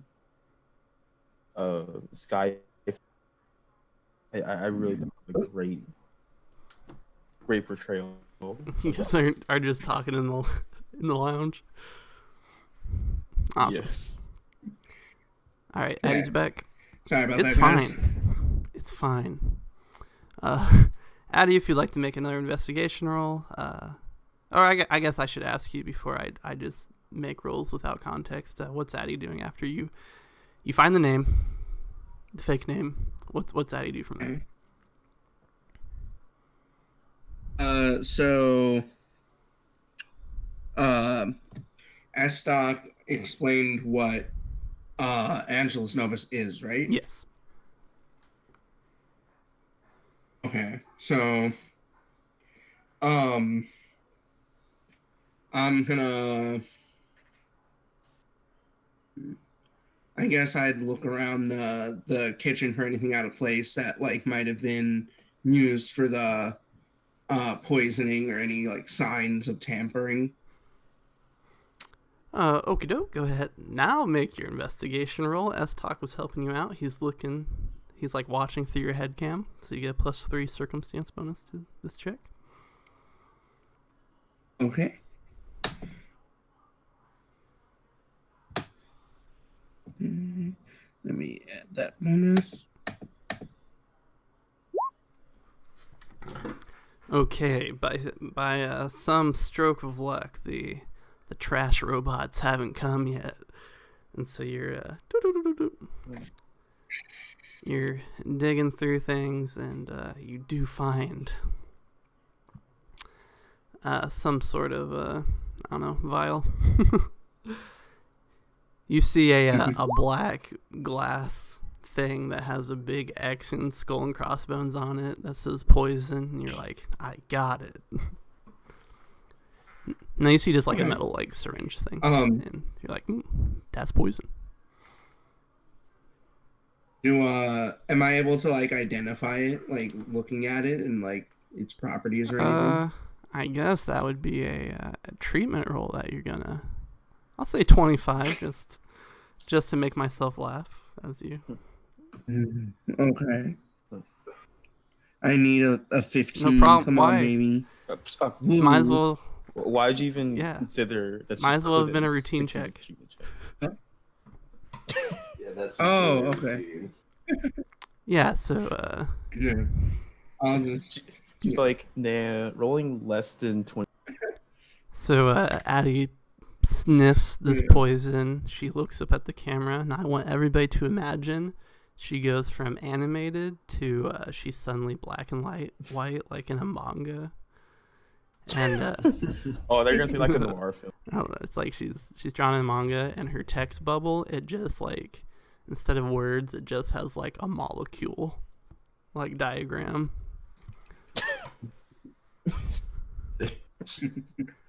That's great. And she's like, the poison is, and then that molecule. I got it.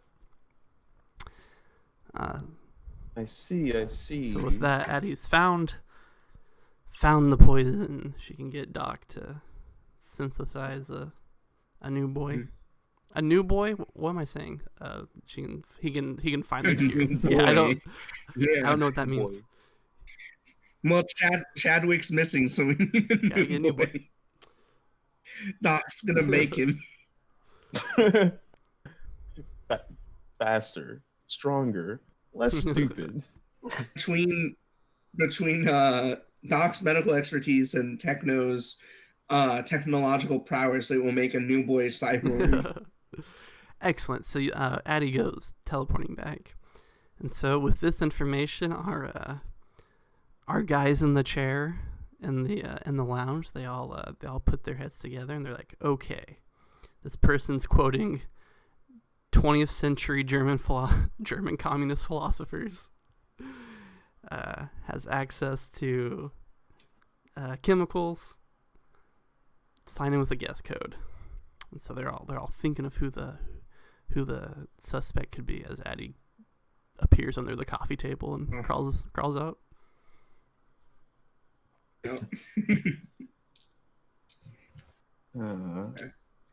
Is there any is German Doc there? influenced students that have or have a German background? Oh, that's interesting. 9. I heard someone say Tatiana. She's Russian. She's not German. So. Yeah. Wow, that's To be fair, I'm German heritage, and my family lived in Russia for like a long time, so I guess it's possible. Yeah.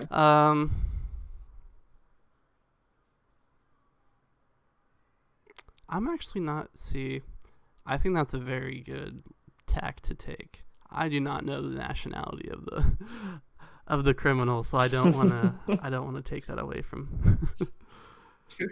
man. I could I could hack into the school's like camera footage and see if I could, you know, see like what happened in the kitchen. Or it was Doc and Alberta who were in there, right? They must have seen somebody in the kitchens. Yep. Or in there at the same time.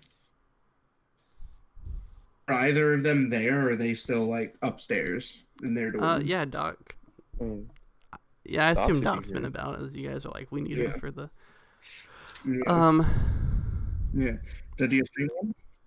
So Doc yawns. He hasn't been poisoned because he, if you remember, he didn't sign up for the.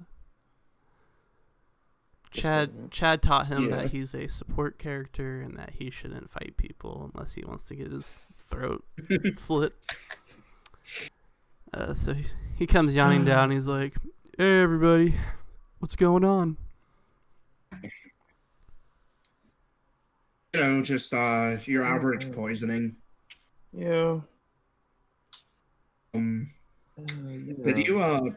you didn't see anyone in the kitchens with you today, did you? Other than like Alberta and the regular the regulars. Someone signed in with a guest pass. A guest pass, and he thinks to himself. He says, "No, I can't think of seeing anybody. No." Well, I think you could maybe cure us a bit, you know, and holds up the poison. He takes a look at it and he goes, "Oh, I get you." And he's gonna make a treatment roll. It'll be worse than Addie's. Can I help him? Barely. Gosh. Gosh. It's only so high because Addie's literally. Yeah. He holds out his hand. He like gets a beaker. I'm not entirely sure how to visualize this power, but he gets a beaker somehow. And then he just leans over the beaker and starts like drooling. He like, you do that thing where you're like. Picture it like Momo's power, but with medical stuff. He's just like getting ready to hawk up a loogie, and he just like spits chemicals into the. Yeah, exactly. He's like, "All right, that should be Okay. able to cure the poison." Oh, thank you. You know, and she'll start handing out the doses to everybody who's like sick. I'm not okay with this. So he pukes potions. Yep. Don't be such a Don't coward. judge this man. Just so you know. Don't make me hold you down. You're taking your medicine. Oh god. Oh yeah, so I get some. Well, bombs up. Likewise. Yup, yup, yup. Tastes like chemicals. You glug glug.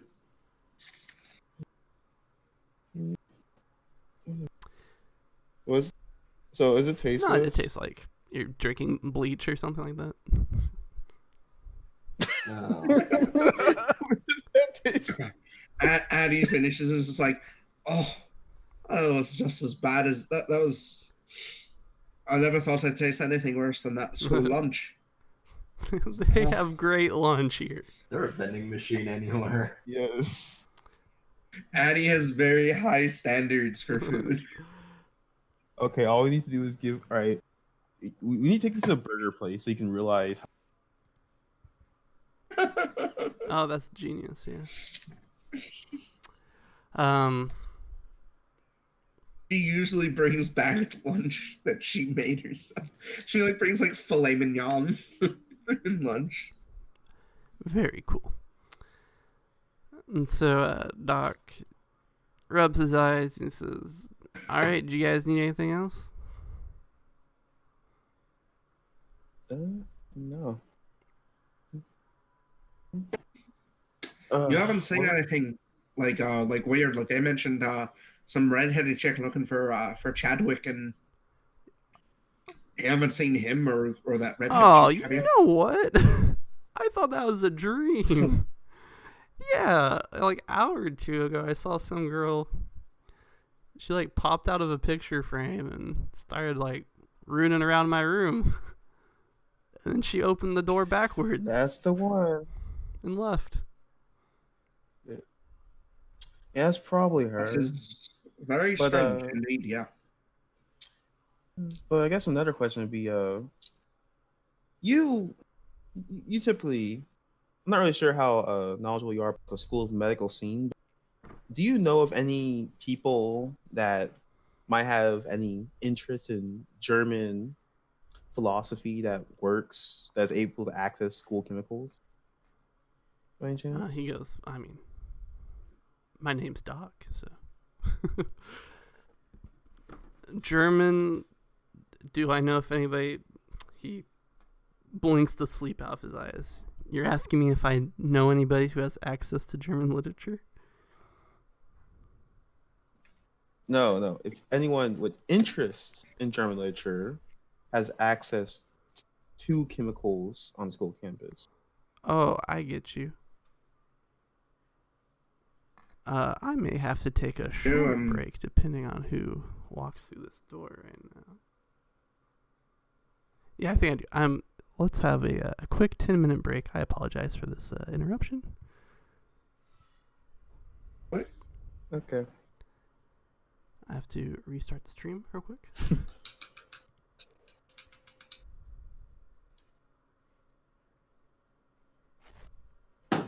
My cat got its claw stuck in my pants. Good cat. I love that flashbang is just inside like the table, and I'm a potted plant. Vibrance is popping out of the seat cushions, looking for change. It's all on a grid. There. Yep. Life's on a grid, dude. And live under a pineapple, under the sea. Flash of Elizabeth Banks. so Vibrance asks if anybody has access to like schools, chemicals, or anything like that. Who has interest in German literature? So Doc takes a look at the thing that Addie, the container that Addie has that has the poison in it. And he said, "No, whoever poisoned the people got their poison from outside the school." And he holds up the vials. And he's like, "All the medical equipment." He points towards this vial. Is the chemicals are kept in different syringe capsules in this. Well, that's information's just as useful, honestly. Well, doesn't help much. Can I start trying to like remote hack the video footage? Sure. Roll me with like my laptop and my roll wrist me a comp? technology. Actually, wait a second. If we're considering that this happened, wait a second. If we're considering the fact that this only happened in certain people, wouldn't that mean that someone must have had a way to control who was getting which food? Yes, exactly. So Addie hacks the school cameras. She sees the day go on, goes to the times indicated when the guests use their code. You see Doc log in, and you see Doc come back to the computers a few minutes later and log in as himself, and then you just see him and Alberta and the lunch ladies working for the lunch period. Mm-hmm. So the conclusion we draw from this, Doc is the person that logged in as Angelus Novus. You say he logged in twice? Yep. God. And it matches the timestamp as the other dude. Yeah.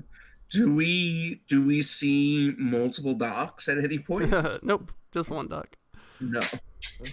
Yeah. There's one Doc. I'm just gonna look at Doc skeptically. He's sweating. What's your character explain? He looks to the left, looks to the right, looks ready to run, and he's like, "Okay, I have a good reason." As he Let's he hear takes it a then. step back, and he's like, "If you guys pass the exams, which I have no doubt you will, you're gonna get into that internship, and on your first year, you're gonna deal with a gang and everything that involves." And he says, "If that happens, you're gonna see the shit, and all of a sudden, this like bright future as heroes is gonna vanish before your eyes, and before your first year is even done, you're gonna become disillusioned with the whole thing. You guys aren't prepared for the risk that it's gonna entail, and I was just trying to protect my brother."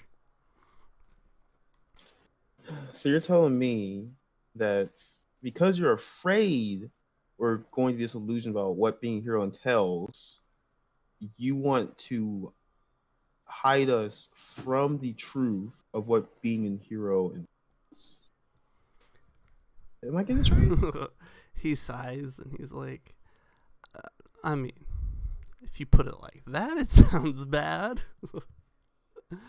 But more or less, Do I think he's lying? you guys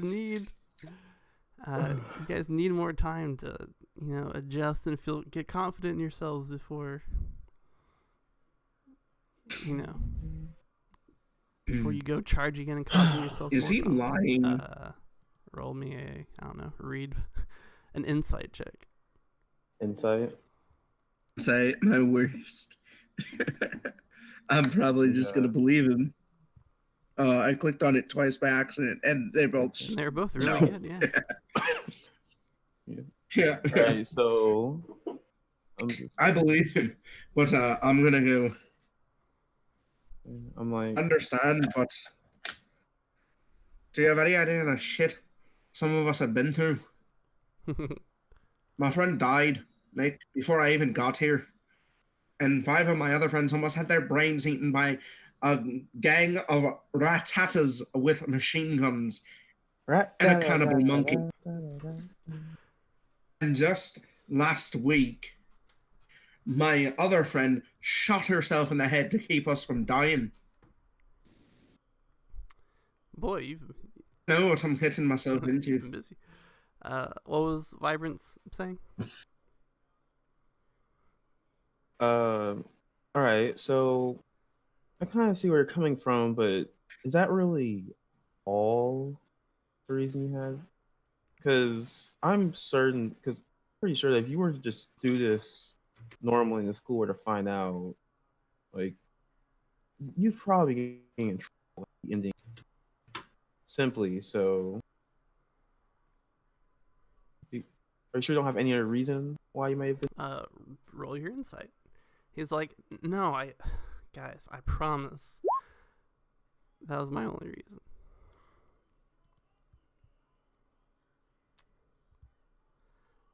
Like, who are y'all Doc. talking to? Yeah, they Doc. discovered that Doc was the Okay. one that did it. Duh.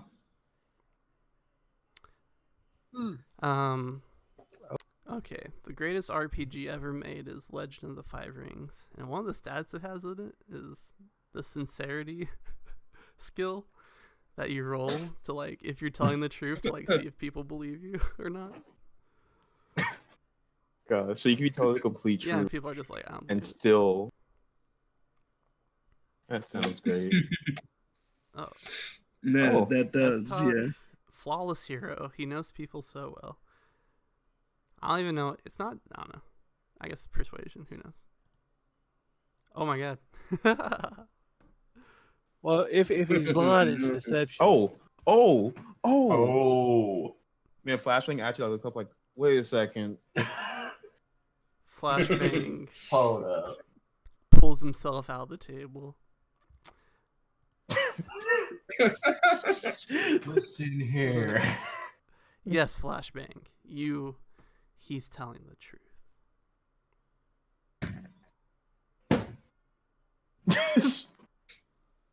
All I heard was I.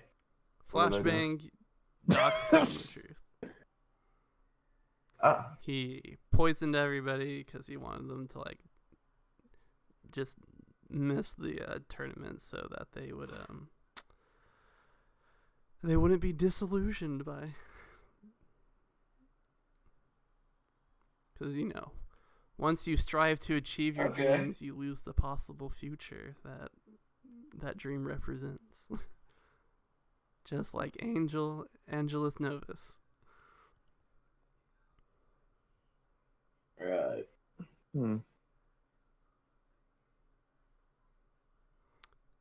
Yeah, the Okay. character of Doc fears the future because his best friend's gonna become a super genius and his brother's gonna become a super villain. So, and he sees them heading away from him. So it's natural that his character would be scared of people developing and moving forward. Wow. And he'll get up and like give him a hug and go like, I guess it's, Muts. Like, you can't control people. So let them live their lives. We all know how dangerous it is. But we're doing it because heroes don't back down. Honk honk. He nods sadly and he's like, I guess I get it. I'm sorry everybody for the trouble I put you guys through. No problem. That's fine. I mean, we're able to solve it. You technically did fix your own problem, and it's not like I can't see where you're coming from. But doing it like this certainly is going to lead to more issues. So next time, why don't you actually just, I don't know, talk with him? And up from the staircase, you hear slow clapping.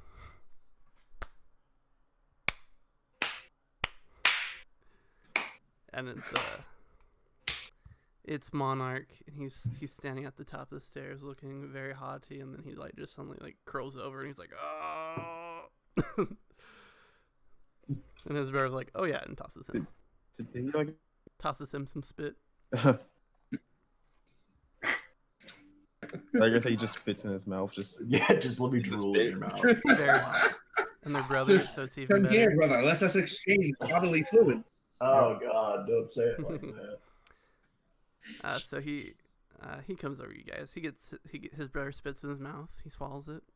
They look at each other. They start kissing. He puts his hand under his shirt. End scene. Just stare at the wall, guys. Just stare at the wall. And there we go. My mic went out for a second.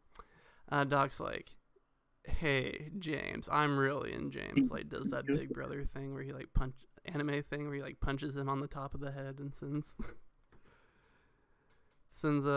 Jackson like accordioning down to the ground. And Monarch says, "I would like to take a moment to apologize for the behavior of my brother. He behaved in a manner that was unbecoming of our family name, and I wish to extend my sincerest apologies. And additionally, I wish to apologize to all of you that I did not see his plan take shape." And he sighs and looks at Doc, who's like rubbing a bump on his head. And he says, "When it comes to my brother, I have a bit of a blind spot." It's understandable. He meant well. I'm not angry at him. Same here. Not that I can really doing. I honestly think he was pretty stupid, but at least he was thinking his friends. Excellent. Monarch nods his head and says, "Thank you, everybody." And he'll grab Jackson by the ear and pull him upstairs.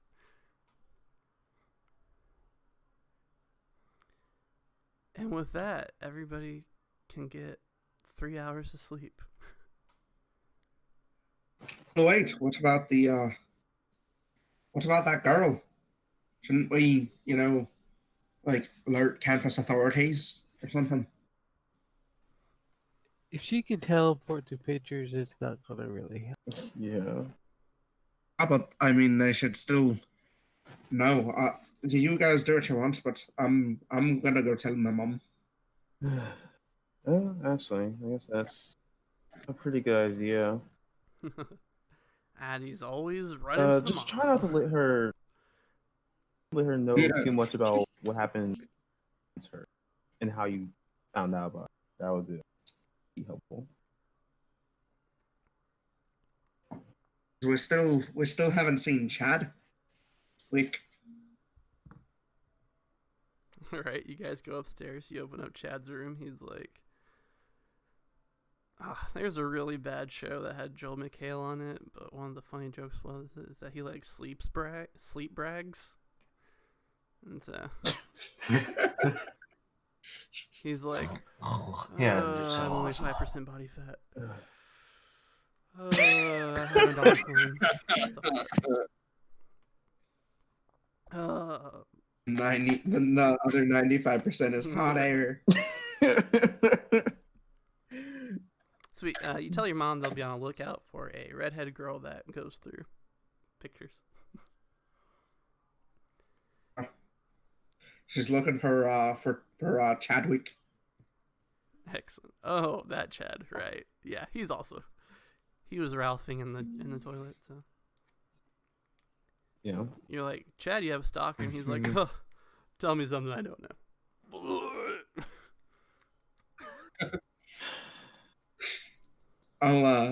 I have more of that cure thing, right? Like, got enough for everyone.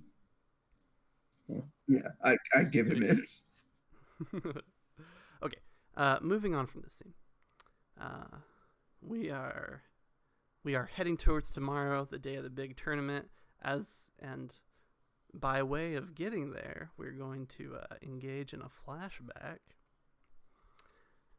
Once more, Addie is home from Hollywood or wherever she says we're filming. I assume Hollywood. Vancouver. She's filming the X-Files. The X-Files reboot. No, Guys, Not as good as the you can't original. believe what sort of conspiracies happen in the year like 2250. So Addie is Addie's in her room. She has her ear pressed against the door. Her brother and her mom are having a big screaming fight with each other, and he's like, "Why not? I don't understand." And she screams back, you can't have a dog because Addie's allergic to them. And he's like, why the fuck does that matter? She barely lives here anyway. She's always in Hollywood with Dad. And the mom's like, you think I don't know that? Something gets thrown, and she's like, just go to your room, we'll talk about this later. So Addie can hear her brother stomping up the way to the stairs towards his room.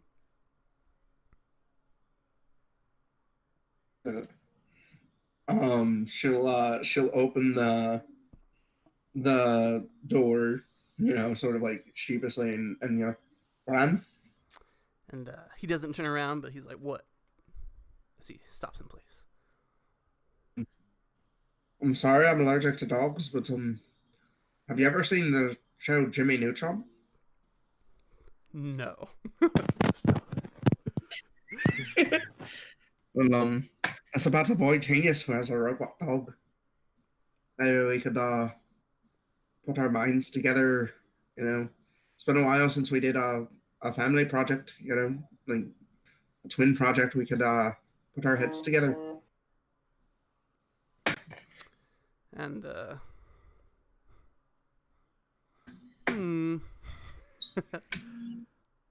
Sorry, I got distracted by the bloody couch. That flashbangs. Understandable. Are you stabbing Vibrance in the head? I looked and saw that You it looked like murdered Chuck was going Vibrance? in his head. Yeah, just stab me. Vibrance, cut off the top of my head, and replace it with pineapple leaves. Gosh, Flashbang is just murdering everyone. It wasn't enough that he cut off like everything below his shoulders. Had to stab him in the head just to make sure. He made you a houseplant. He made me a part of the chair. That stock, run away before it's too late. Sleuth is in so many pieces you can't even see him in this shot. Wait, you actually drew that? Yeah, I drew it. Oh, it is that time that we have to take that break. Very sorry. This one's for real. Not a false flag tag. I was gonna keep We'll be right doodling. I was really just waiting for Haster to arrive. I was like, I can't stand another minute without my Australian. Oh yeah, also, and you're probably wondering what's going on the screen.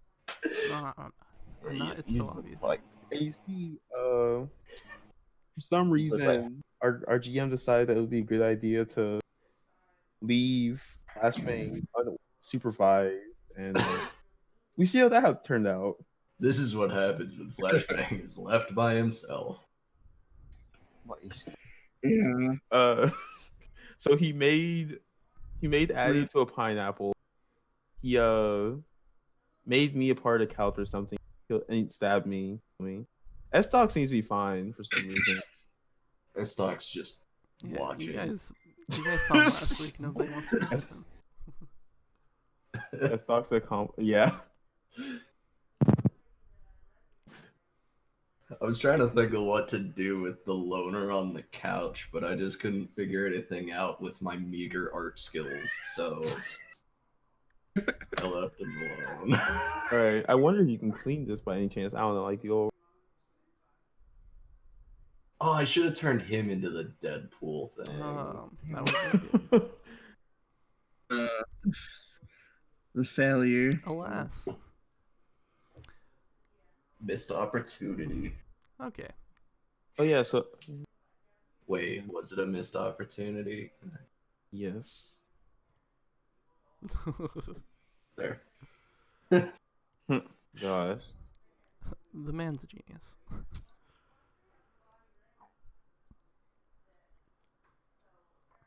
Missed opportunity. Tron just rolled 5DF. Yeah, fudge dice. Alrighty.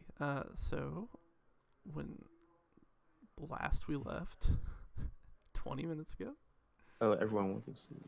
Let's see. Is Addie presently with us? Yeah. I'm here. All right. So she made the deep pull by referencing Jimmy Neutron. 150 years after its cancellation. I don't know why. Only 50 years. Yeah. Oh, It was brought back. There was a remake. No. There's a live action there's Jimmy a- Oh Neutron. gosh. Like I said, like he's 50 years. Yeah. There's. I wouldn't be against that. Freaking Sheen and Carl are Yeah, hilarious. I love that show. That was my favorite. Yeah. We were talking about, I don't know if you were here for this, but everybody is somebody's Sheen and everybody is somebody's Carl. Damn. hi, That's pretty I'm deep. Paul. Hi. You are, like, no matter how smart you are someone else's idiot. Damn. Yep. Oh, no, now I got sleuth to the couch. Actually, I guess right now we're all. What? Yeah, I guess Sleuth just like shimmies down from the fireman pole like Ghostbusters, and He was Yeah. swinging from Oh, the okay. chandelier. He was busy puking his Wait, brains well, out. actually he doesn't because we're in a flashback right now. All right, so Addie That Addie is true. offers like freaking build garter with her brother, and Yeah. he's angry with her. We remember That was 2 minutes ago. That we got this confusion. Yeah. She's angry at her for being allergic to dogs. You are all children. So he turns back and he says, no thanks. I'm the one who helps you.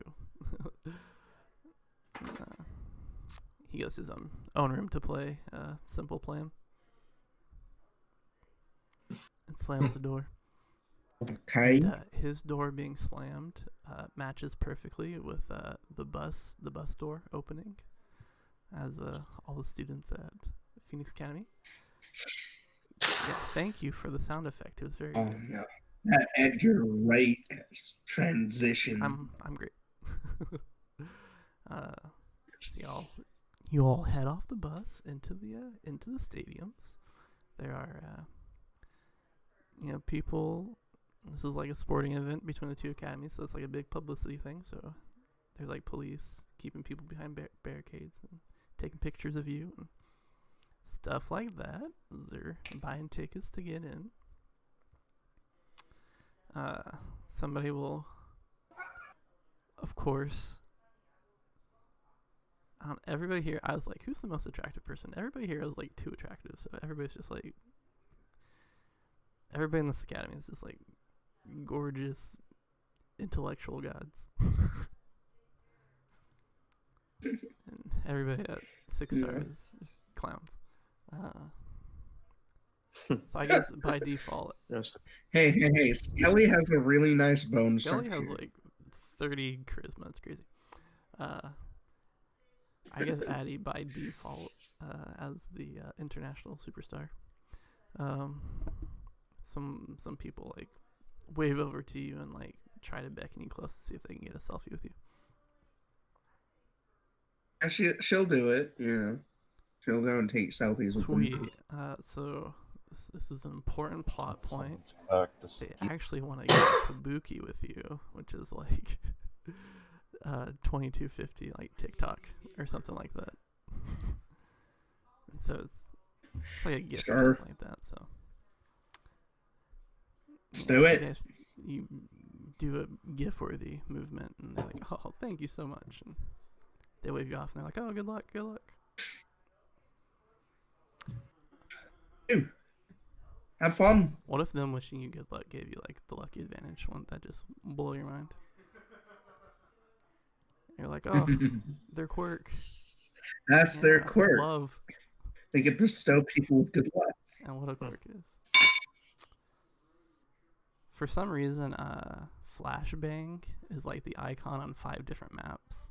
So I was like scrolling through all my Flashbang maps. Oh, so you guys enter into the stadium. Nice. And da-da-da-da-da-da. No. Before you go in, you guys are like going through the dugouts, and your teacher, your guardian today is Dart, which looks suspiciously like how I imagine Addie's mom looking like. So I like to think they're the same person, but one's in disguise. She's like, okay, remember, Endeavor's gonna be watching this. Principal Ami's gonna be watching this. Just everybody do your best, be respectful. Chad's not here, so I don't think we have a problem, but just no one make an ass out of themselves, okay? That's what I'm good at. Do this. She's one of the senior teachers. Where was I during? What are you doing? You're here. Is there a reason? Yeah, I'm here, but not. But you don't want to be? What's your question? I don't know Oh, it's that tournament. already. I thought that was. We're there. And Okay. Oh yeah, I forgot. someone's All gonna ask right. So them. also, so when we were doing the class rankings, it was a kind of a time skip before that to shortly before the tournament was started. It was the second round of the tournament. Me and Techno were about to face off. Yeah. Yeah. So there's. Forgot about that. Yeah. You guys have been training. It's after Halloween. It's been 6 weeks. It's just been a time skip. I'm not gonna. Why did Doc poison? Sorry again.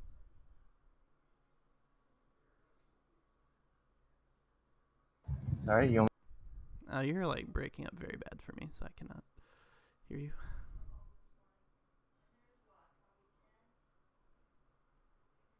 All right, I push on. Yep, I feel you. I've heard it's among the worst.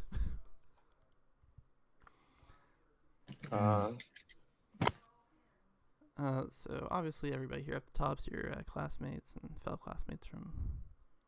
Why did Doc? You go over to Doc and you're like, so Doc, I heard you poisoned everybody last night. Well, there's a whole thing about it. He quoted Angelus Novus, which talks about how mankind is making heaven sad by progressing too quickly and not fixing the mistakes of the past before they go hurling into the future. So basically his whole thing was that we're only first years and like we can barely control our powers, but you guys want to like take on real crimes, and you're gonna see some nasty stuff when you're like taking on a gang, and you're going to become illusioned before you're like properly acclimated to like the whole crime fighting thing. Because, you know, personally, I don't think you'd want to show like crime scene photos to 14-year-olds.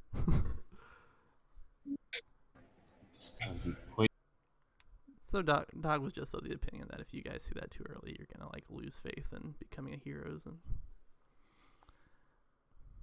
So yeah, he's just trying to protect everybody by poisoning. by poisoning them. That's right. Slavery is freedom, or whatever that book talks about. He is not fighting today, but he is a spectator. And your other spectators are there as well. So anyway, up north, Phoenix Academy, you guys are doing your things, having a great time. You walk through the dugout and you see Class B standing by themselves, talking to each other, and all in one big clump, all discussing their battle strategy to the south. Dun dun dun! The girls of Dupree Academy. I'll get a zoom in here so everybody can see these lovely pictures from artists I did not credit. I'm sorry. Is there one that looks like the one that was in the picture? No. The one that... Oh, I was like, what picture? No, she was Caucasian. All the girls from Dupree Academy, for the most part, are of an African persuasion. Arms is a good game. Yeah, her? Yeah, she's great. Sweet. So, Flashbang and Addie recognize that all the girls they got into a scuffle with on Halloween, all here, all present and accounted for. No problem, no worries. With Baluri being the prime trash talker. So as you guys are coming up on the pit, this person over here with the sweet tattoos rushes up to you. They have super speed. Becomes pretty obvious once they super speed rush up to you guys. She goes, "Oh, you guys Class A." She's looking you over.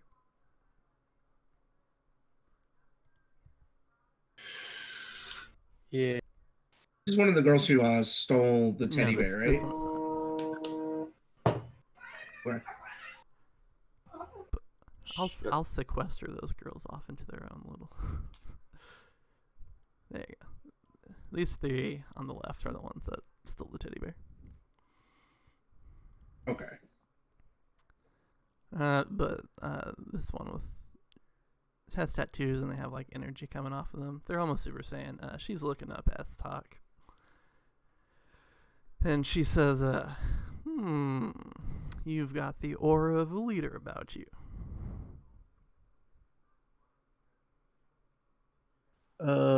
Okay. And everybody's like, "I'm not sure about that." As talk says about 5 words per per session. And she thumbs her own chest and says, "Well, I'm a leader too. So I think it's only right that we face each other in this tournament." She pounds her chest. She's a warrior. If the numbers are aligned, yes, I'll be glad to give you. And she smiles. She pats you on the back and says, "That's the spirit. And if we don't face each other, then I hope we both pass." She strikes a pose and says, "Both our schools are gonna be working together. So there's no use forming unfriendly bonds with each other. We have to fight each other in the spirit of fellow warriors." Yeah, that sounds great. S-Talk's such a nice guy. Oh my gosh. She seems a lot of high maintenance that he's not ready for. And she says, "All right, right on." And she flies back over here. Yeah. As she leaves, I pat S-Talk on the back, like, "Look at you, Teddy. Feel like you found yourself a good one." She kind of just spit over here. I had nothing to do with that. Really, because she came straight for you. And she'll give him a playful nudge. Joy. And She must know back. while they're razzing S-Talk, would Sleuth mind making a perception check?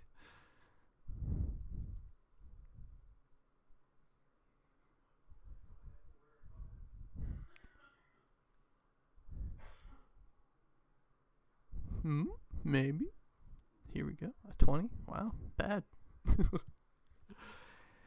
I guess you guys didn't lose that much on Sleuth.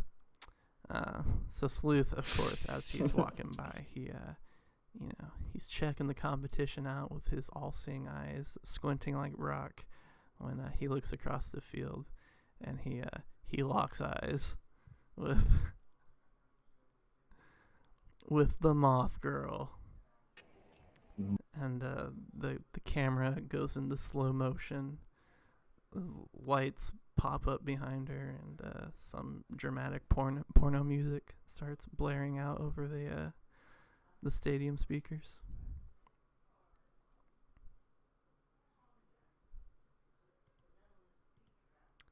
As he's like, that character was made specifically by my request.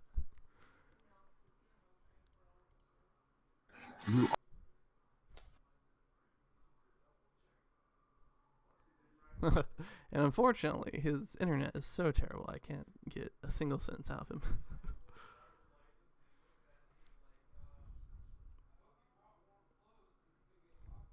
So, with that sad prospect in mind, you guys can mingle for a little bit before the bracket is announced. Are there any characters you wish to do a quick convo with?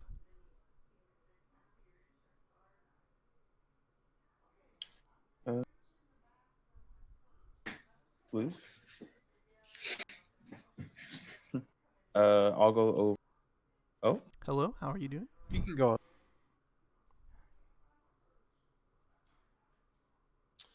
well, I go over to Elise. I'm like, all right. Not gonna lie. It was a pretty rough night last night, but today I'm really feeling it. I'm ready to show everyone exactly what makes our school so great. And I'm sure you are as well. And she thumbs her chest and says, "One second." Love you too. About you. I said, "Oh, he's a jerk. He stayed home." Yeah, that sounds about right. Sorry. Love you.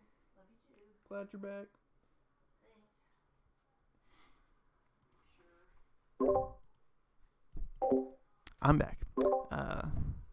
She thumbs her chest and says, "Of course, as the #1 student in our class, it's my job to make sure I represent our class well." And she sticks her chin over at Flashbang and says, "Ugh, I just have to hope that one doesn't embarrass us too much. Well, can't be sure about what's gonna be the final result, but I'm certain that it's gonna be a good tournament throughout. So, good luck to you, and hope to see you in the round. Or if you're real lucky, you only have to face anyone from the school. They'll just give us the Yeah.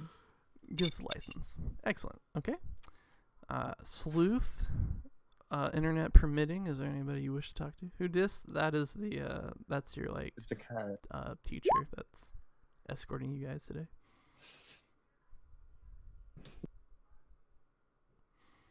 Yeah.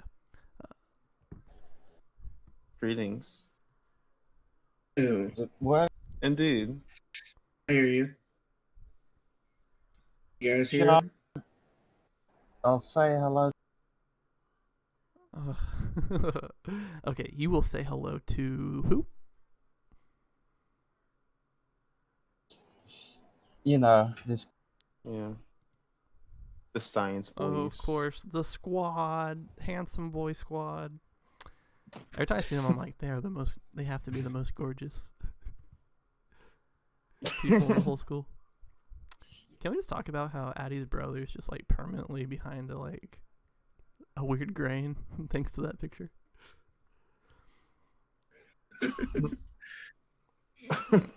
So, Just the saddest person in that picture.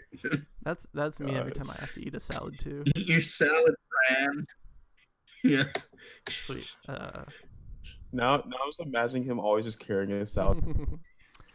Sleuth walks over to the squad. Monarch shakes his head as you come over, and he's like, Sam, I sent Uproar your way.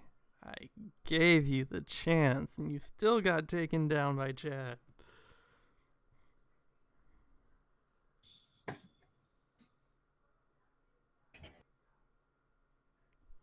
And he sighs, and he's like, I guess I'm just gonna have to do it myself.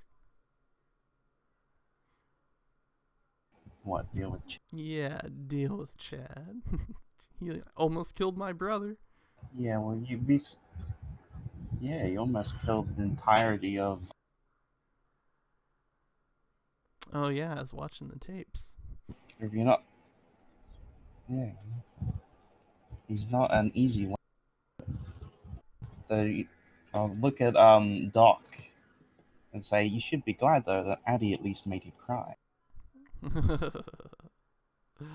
Oh, that wasn't on the tapes. He smiles and says, good to know. It was after.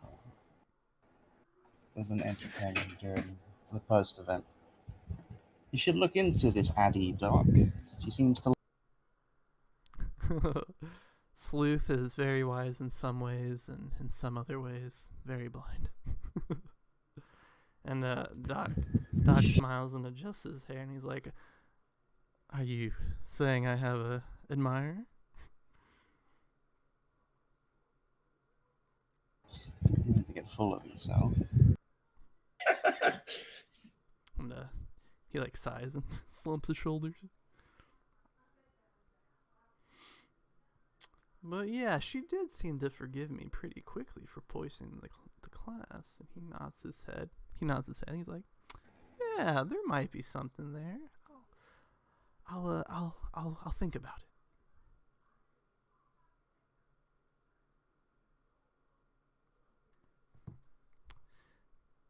And Uproar's like, I'm here too. Okay. Moving. Uproar. Oh, Uproar. He's the only person who knows what to talk to.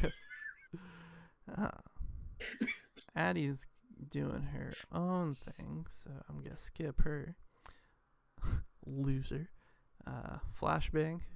Who's Flashbang gonna talk to? If anybody. Maybe he's just gonna be a loner and sulk. He's just stretching. I knew it.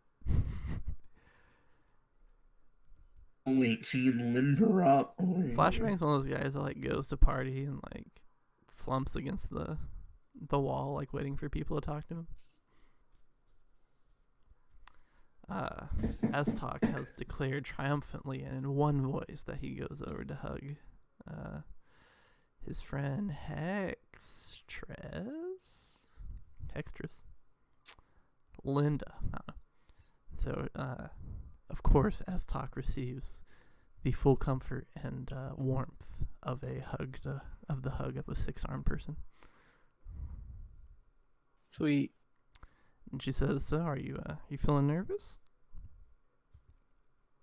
A little bit. I've never really shown off my abilities. Everybody else has, so I guess it's She about nods her time. head excitedly and she says, "That's true. We've literally never seen you use your power."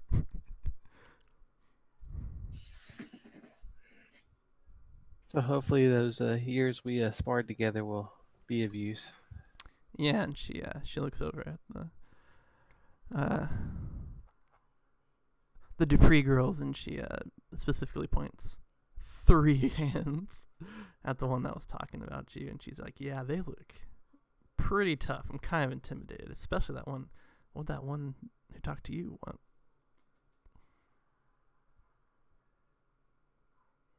You cut out there. What did the girl that talked to you want? She said I was the leader type and she was the leader and basically kind of challenged me.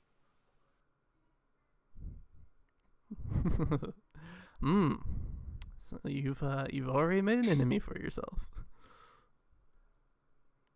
Oh, I wish I avoided that, but okay. Well, I figured Chad's everybody's enemy, but you know. Oh, Chad's not fighting today, so Yep. Replaced by the I other guess someone Chad. else has to take all his aggro for him. No.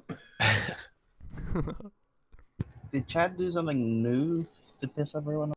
No, he's just, for the semester, he's like forbidden from extracurricular activities since he crushed every bone in some student's body. No names. We don't need to name the person that got a 1 on their toughness test. Also being at Yeah. effect. Well, I'll give Brittany another hug and a fist bump and say good luck and head back over to my Sweet. group. And so with those prepared, the announcer. Oh shoot! I forgot the announcer. Where are you? Sweet. Me. I drop down from the ceiling. Kodo from Yu Yu Hakusho drops down. She's like, "All right, students of Dupree Academy and Phoenix Academy, thank you so much for participating in this awesome tournament. All right, right now, if you all look at the big screen up there," and everybody looks up at the Megatron. She's like, "We're going to be announcing the first bracket." And she strikes a pose, and all the furries in the room just go crazy for her. Except for Sleuth, who is side-eyeing the moth girl lecherously. Is this the right one? Nope. Is this the right one? Yep. I'll be right back. Alright, great.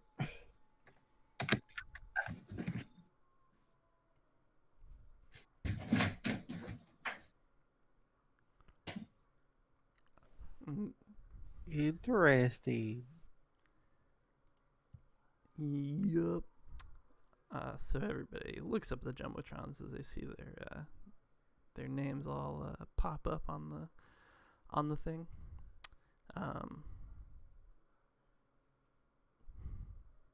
So the first round is this is a surprise, but each of the classes or each school like goes up against themselves and like takes out half their numbers, and then the 2 schools compete. This is the bracket that was sprung on you, basically. So in the first round, it is the number 1 student in Class A, Alexandria, versus the worst student in all of Phoenix Academy, In all of Kumar Kudam. Flashbang. For the second match, longtime friends, Core and Tron going up against each other. Postpone yours as in like not do it in the next 30 minutes.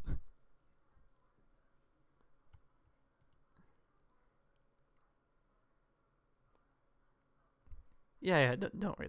I'm not gonna do the whole tournament right now.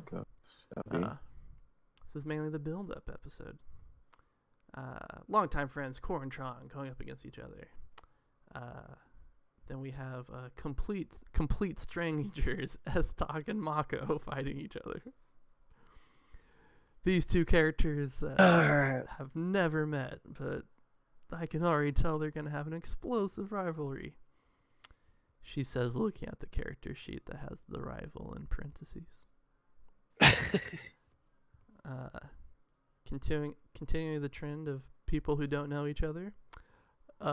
Chadwick and Samuel will be fighting. The battle of the handsome boys. And she nods to herself and she continues on.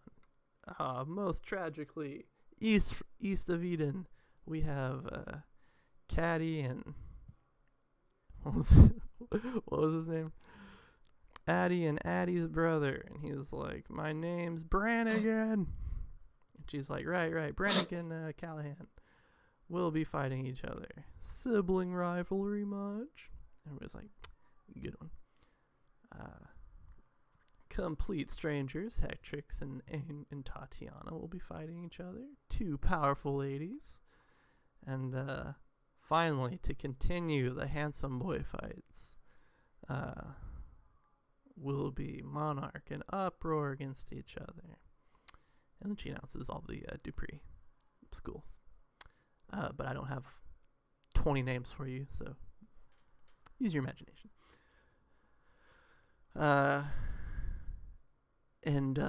So everybody's talking to each other, and they're like, oh, very excited, talking about their matchups, and everybody kind of forms in a circle, each school, and is talking about it. And Monarch is like, oh my gosh, I have to fight Uproar. I'm so nervous. I'm gonna lose for sure. Uproar's so powerful. And he looks around, he's like, and all these audience members, oh man, I have like such a fear of public speaking and stuff like that. God, I'm so nervous. And everybody's like, okay, Monarch, we get it. You're nervous. And so is he though? I think he's just being fucking excited. who knows? I guess you can roll your insight versus deception if you want.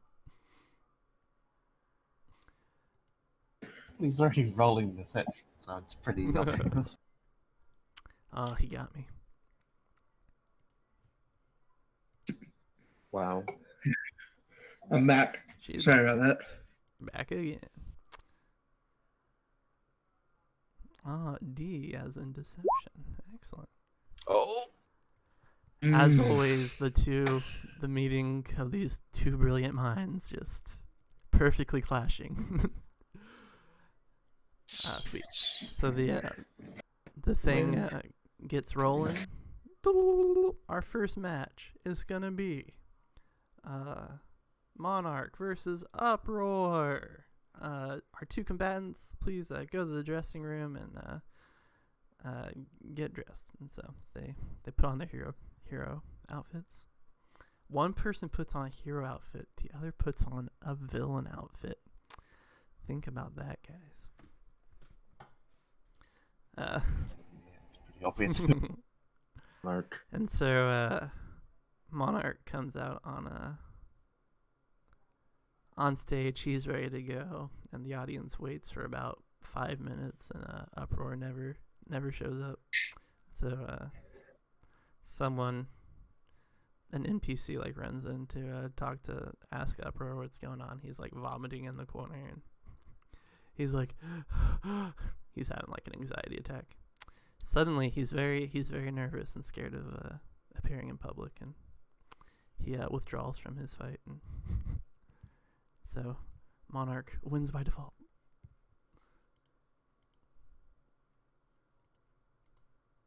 Very, very anticlimactic for the first fight, but I'll put a crown above his head anyway.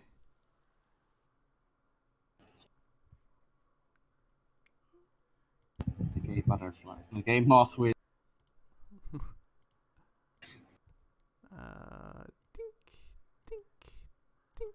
There we go. He has 3 jewels. He's a beautiful man. So they run the next numbers for fight number 2, and it pops up with Callahan versus Callahan, and so the two of them get ready to fight each other. They go into their dressing rooms to get their hero costumes on, and as Addie's getting dressed, we have our final flashback of the night. This flashback is labeled as the time you went too far, so I just want Addie to be in the mind space, as this is the point where she like turned her brother against her definitively. So we would you do the heroic thing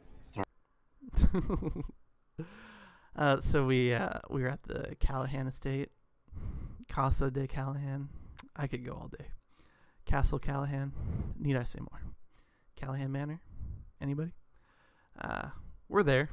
They are from Ireland and they live in a keep. Oh damn! She got me. They live in Callahan Excellent. Keep. So there is exciting knocking at both your doors as Irish Iron, or Claudia, is that her real name, knocks, and she's like, "Oh, my beautiful children, we have letters from Phoenix Academy." And so Brannigan like knocks down his door. He's like, "Finally!" He runs over to check his letter, and he's like, "Oh my God, Mom, I got in!" And she's like so excited, and she picks him up and hugs him. And at this point, Addie comes out of her room. Yeah, she runs up close behind him, and snatches her letter, just sort of rocking back and forth on like the balls of her feet. She's like just tearing it open. And he looks at you and he says, "I thought you said you were gonna be focusing on your movie career." It was, but stuff happened, and after the divorce, I don't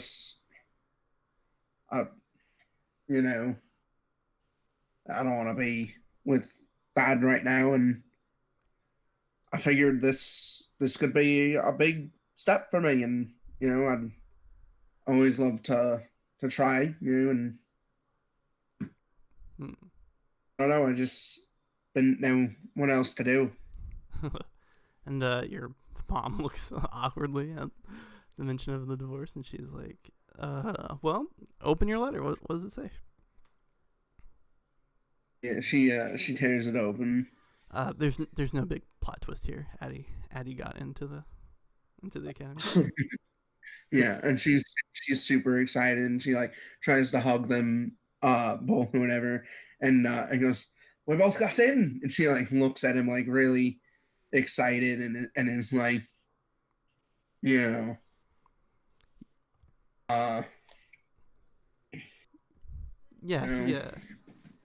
he looks like a little bit wind taken out of his sails, because he thought this was going to be his thing, but he's your brother, he loves you, he's excited for you, so he hugs back, and the mom's like, "Oh my gosh, I'm so excited for you," and she's like, "Addie, you're going to be a great hero," and she's like, in not techno, I would not call you that, my son, Brannigan, you're going to make an excellent addition to the support class.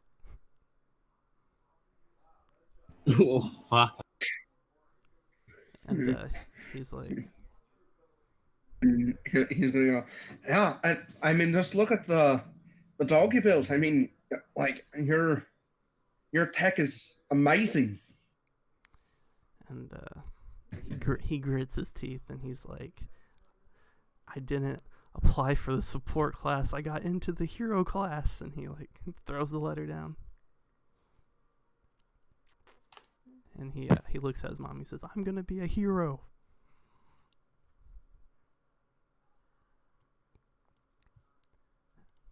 This fucking. And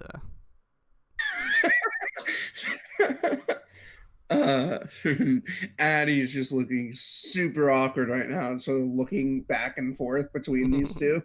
Like, so is this up to me to fix? no, this is up for you to ruin. This is the point where Addie did it. So what does she say to him that just like the most awful thing a person could say? Oh God. I know it's hard for an RPer to be like, "I'm gonna make trouble," instead of I'm just thinking of what in this scenario she could say to further piss him off, because she already made that one mistake, and and she's like, That was the last time they talked for.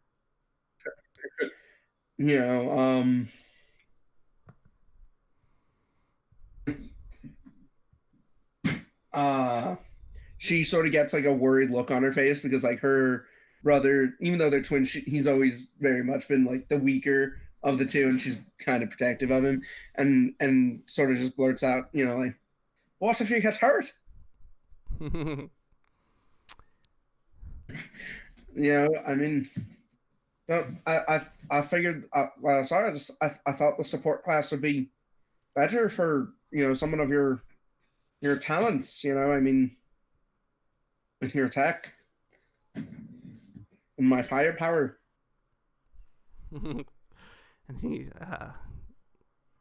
just sighs exasperated, and he's like, "Nobody here thinks I can do anything for myself." And he's like, "I have the same quirk as Mom. She's a hero." She's also the leading hero in the entire support industry. That's where she gets her fame from. Damn, schooled me. She knows more about her characters than I do. Well, she is a hero, but she she owns basically the Stark Industries basically esque Right, thing. gotcha. Oh, She's a So hero, warfare. but I hear Stark Industry. I'm thinking, I see that she's propagating warfare throughout the world so she can stay in business. she's the truth. She all of her powers do come from the stuff that she creates, other than her brain power. Well, excellent. I think that's a good place to end that scene with, he's trying to give reasons for why he can be a hero, and Addie's just like, actually. Perfect. So with that, Everyone has their role. Know your role, brother. we snap back to reality. Oops, there goes gravity. Addie walks up on stage, steps up to the stand. Our boy Techno walks up to the stand. He is as he walks up, you're like, "Are you straight wearing a costume from Destiny?" And he's like, "Yep." Are those the lines? These don't look even to me. I'm gonna go crazy. Is Addie snapped onto a square? Okay, are these or are these not straight lines? Okay, whatever. I don't have time to worry about that. Yeah, Techno walks up on his own suit of power armor, looking very cool. It's got like a wolf motif, and you're like, "Damn, that guy likes dogs." As he Yeah. That's a man who likes dogs. So he There is a dog lover. So he walks up, full of purpose, ready to face the future and face his sister. Addie, roll initiative as we perform the quickest combat ever performed in third edition Mutants and Masterminds. No, I just mean from oh, great. Oh, I actually rolled You're good. Natural 20. Not enough, but good. Very good, brother. Wait, what? Oh, Yeah. he rolled natural 20. I just said she rolled natural 20. I'm like, how does she have minus initiative? Fuck. No, I just want to do initiative. Which is weird for someone who can instantly teleport. Like, All right, great. So Kodo jumps off the stage and she's like, "All right, Brannigan Callahan, Addie Callahan, are you ready?" Aye. She says, "Begin." Aye. And she throws her arm up and the cannons go off and everybody goes, "Woo!" Gets really excited. Techno will spend his hero point for perfect aim. So he will. Let's see, what's Addie's dodge DC? All right, he gets a 20, so he makes it. So he raises his hands above his head to do a freaking Masenko like Gohan does, and I had music prepared. He takes a stance, he raises his head, and in armor he looks very fit, and you're like, that's misleading. But he shoots a laser out of his hand, and he yells, "Laser Circus!" So Addie, if you would roll a toughness DC of 33, please. All right, very good. That is a 4 degrees, so you are instantly knocked out. damn. And just for okay, see, I wasn't counting on the instant knockout, so that's very interesting. What, did you say? Okay, was it DC Can I 23? use a hero point to recover? Can I do something like that? Knockout. Yeah, I think you can reroll your resist if you do Yeah. extra effort. Yeah, you can reroll it. Okay. Is a 23 that But, I have to make? It's a 33. But usually only 33. before you. 33. Usually only before No, it's after. Because you're only supposed to reroll if failed if you want a better result. Yeah. No, I was asking what the DC was. Oh, 33. 33. It's all Fuck. power, 0 accuracy. Yeah. Yeah, I literally thought about that. I'm like, wait a second. You'd have to have 18 ranks in it, wouldn't he? Yeah. Oh, that is higher than. Yeah, he's not PL8. I mean, if you do minus to attack, So I literally can't succeed at this. but you can reduce it. Oh, there we go. That's only 1 Yeah. degree. Making progress, Addie. Way to go. So you take 1 wound, and now if you would roll, it's gonna be a +8 because your power. You have 8 ranks in your array. So if you would roll a d20 +8. Oh no. Oh, very nice. Okay. Now we're Okay. talking. I haven't rolled. Oh, sorry. I saw a 28. So- I was like, that's it. She did it. I'm gonna roll the. No. I'm just gonna roll the 20-sided die, and then we'll just add 8 after. I mean, can she So- just take that? Oh wait, here we go. 1d20 plus 8. Oh, that's All right, that's less than the DC of 29. So he raises his hands up. He does a righteous Masenko. He blows you away with it. You get hit by this laser, and we see that it's a bunch of like oscillating lasers. So all the shadows being cast by everybody is like freaking out and flying everywhere. So Addie cannot properly do her thing. meld Can't meld right? with the shadow. It's a broad nullify basically, so all your shadow-based powers are zapped out of you. Oof. Okay, goes to Addy. This feels like a very focused. The only ones that explicitly need shadows are the meld and the teleport, I believe. Okay.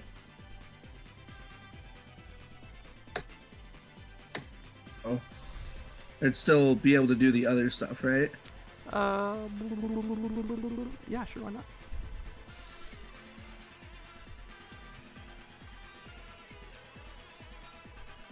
So she's going to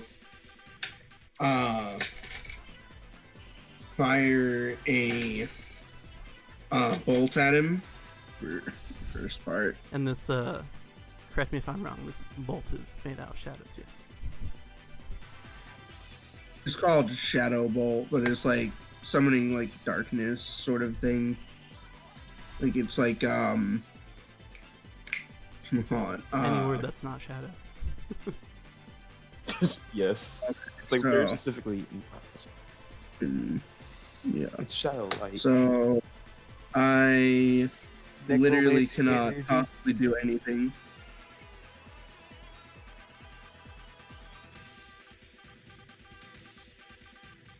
Okay.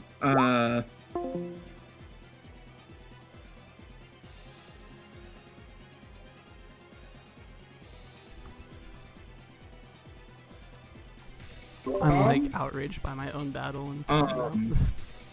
What? I disconnected. So. I'm gonna come up with my wrist Very comp. cool. I don't know if I could do this remotely or if I'd have to like come up and like bring it to him. But I'm gonna attempt to hack his suit. Very cool.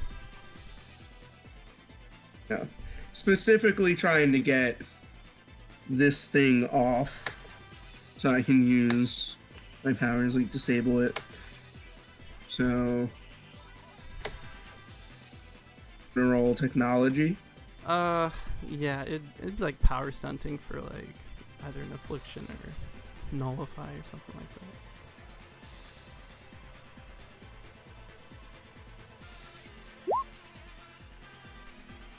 What did we are using hero point to reroll your toughness?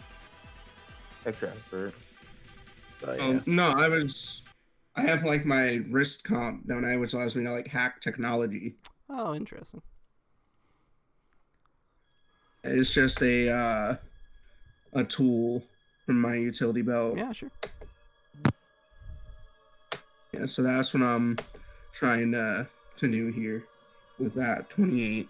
All right, he gets a 29, so he's shooting this laser at you. Addie, undeterred, she's still got her brain, so she charges in. Laser searing her. She comes in to like start wirelessly hacking the suit. But your brother, his name is Techno, so Yeah, I know. so there we go. All right. Okay. Like, can I extra effort to try it again? You will be exhausted if you do that, but you can do that. What happens if I'm exhausted? I thought you only become fatigued at first and then exhausted, right? Yeah, once you do extra effort twice, you're exhausted. Yeah, but I haven't done No, it you yet. extra right? efforted to reroll your toughness. You, I thought That's that fair. was the hero point. all right, I think I tracked that. Okay, yeah, you can extra effort for it. Okay. Try this again. This is the only way I can do anything. Okay. Let's see here. And technology. All right, Nope. you put even more effort into it. wait, that's plus 10. Plus 10? Yes. All right, yeah. That's 32. Nice. Okay. Where's it? X technology. Nope. All right, he'll extra for that too. Why not? There we go. What a champ. Yeah, it takes all he has to counteract your awesome moves. Getting past his firewall. His beam is continuous, so go ahead. So it automatically hits. So go and ahead and roll your 33 toughness again.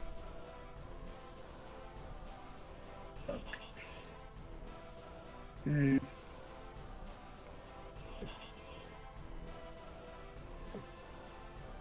Oh, No. Hey. Yeah. that's good. It's just A's.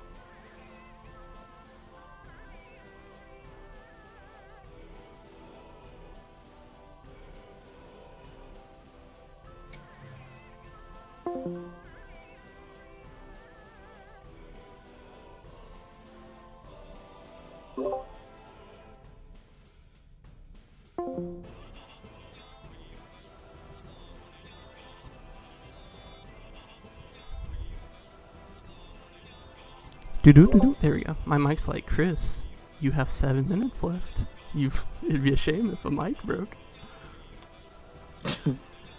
So great. You get dazed by this laser. He's holding the hands above his head. He's scorching you really hard, and he's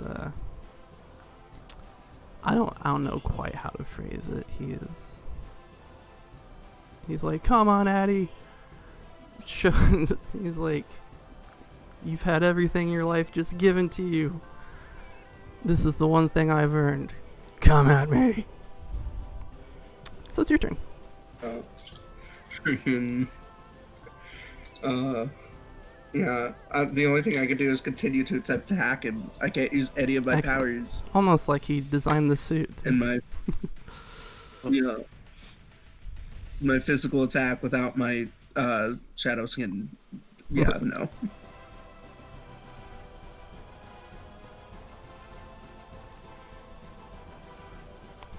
All right, right.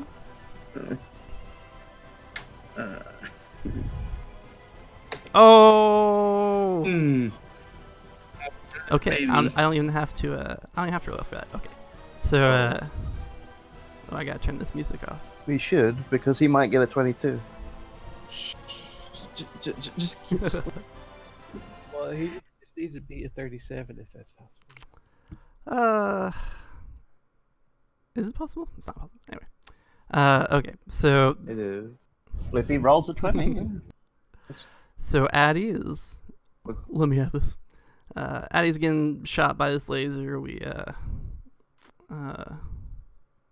go over to Monarch, and Monarch, Sleuth, and Doc are like sitting in the stadium, being those anime characters that like comment on the fight. And Monarch's like, "Man, this is sad." And Doc's like, "I don't know. I kind of I understand feeling inferior to a sibling, and wanting to fight hard against that." And Monarch's like, "Oh my God, don't be sentimental. You're no good at it." He says, "No, he's not trying to prove himself better than his sister. He's trying to it's Doc. It's obvious he blames her for their parents getting divorced. And so right now he's fighting to reunite his family, but it's never gonna happen." And he's like, "Doc, you were trying to protect a future that never, that you were afraid of happening, and he's fighting for a future that he hopes can happen."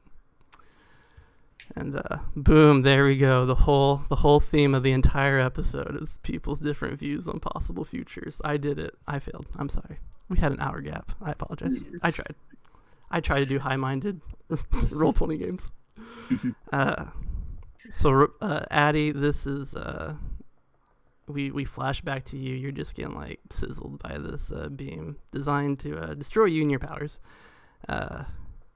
You can feel your brother's just intense emotional issues if he hasn't dealt with the divorce yet, and so he's really blaming you for it, and because your dad spent all this time in Hollywood getting you movies and stuff, and so naturally that causes a rift between your family.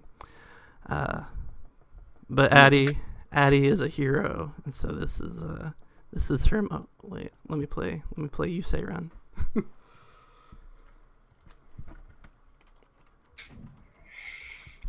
So this is Addie's like big hero moment where she comes into her own, and we see that she's not just her shadow power. She's also got a big brain on her. So just describe to me how this incredible technology role ends up in the defeat of your brother. Tell me how it resolves this emotional crisis between the two of you. Just fall into the force. Let me hear it. So, okay, so her wrist comp like comes out and she like goes to stick it like into like the suit to like to hack it, and he manages to block it, and she lets go of that one and reveals a second cord. It just goes under his arm with it, and freaking starts quickly like typing on the like wrist comp, and all of a sudden like his whole like suit just stops moving, and he just can't move it anymore. Gotcha. So he makes some. The whole shut down. Excellent. So he makes the noise that surprise villains make when the hero gets the upper hand on them. I'll roll this technology roll just for giggles. All right. Very good roll. Didn't make it. But Oh my god. sweet. So Addie's frozen him in place. It's a stun. His turn goes by. It goes to Addie, and now it's her big debut, her plus ultra moment for the world. So how she do it. Her shadow powers are back. So he so if you go outside of this ring, do you lose? It's always fun to think that, but Mutants and Masterminds is just like so easy. So no. Okay. So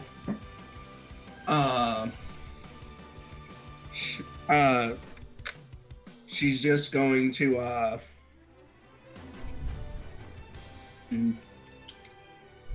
if you're stunned, do you like automatically fail like dexterity, like restrain type of No, things? that's like defenseless, I believe. Or no? Yeah. Defenseless. Okay. Yeah. So she's going to will this stun be like just permanent, like you can't continue it? I should just clarify. You're operating under the assumption that you're gonna like have to roll for something. This is theater of the mind. Addie is awakening to her true power. She can do whatever she wants in this moment of narrative freedom, free from the restraints of Mutants and Masterminds 3rd edition. While he's stunned, is his suit removable? Because she's just going to start removing it. Yeah. She's just going to start removing it. Yeah. Drilled into his bones, like.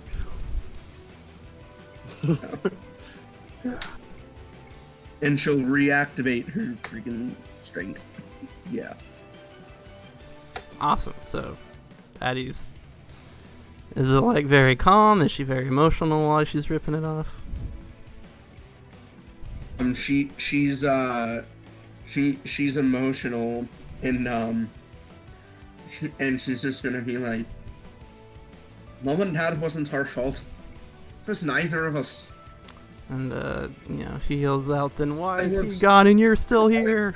As he electricity starts like building up around his armor.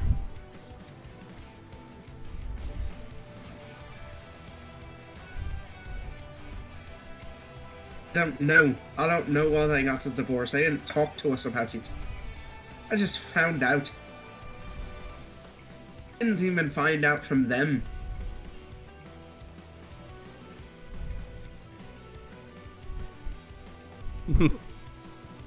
All right, and I guess I haven't making myself clear enough. Just how do you like knock him out from this point? Okay, so once like she's just gotten him like out of like his armor, presumably. She's just gonna hold up a shadow blast to his face and say, "Don't make me do it. Surrender." And if he doesn't, she's gonna fire. As my mind very quickly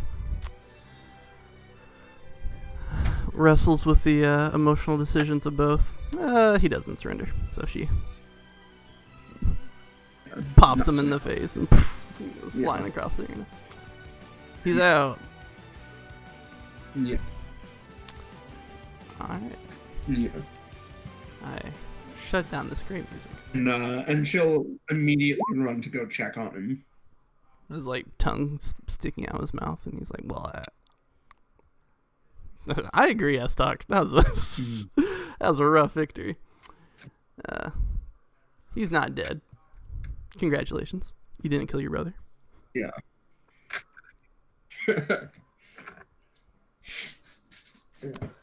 And I guess, yeah, he's knocked out. He's a little drowsy. There's a freaking like noise as Irish Iron like drops in front of you, jumps out for her armor, and does a freaking guitar hero slide over towards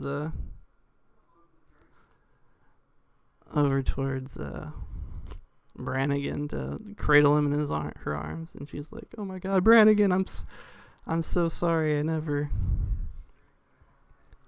meant to focus more on you." And he's like, "What?" Knocked out. Yeah.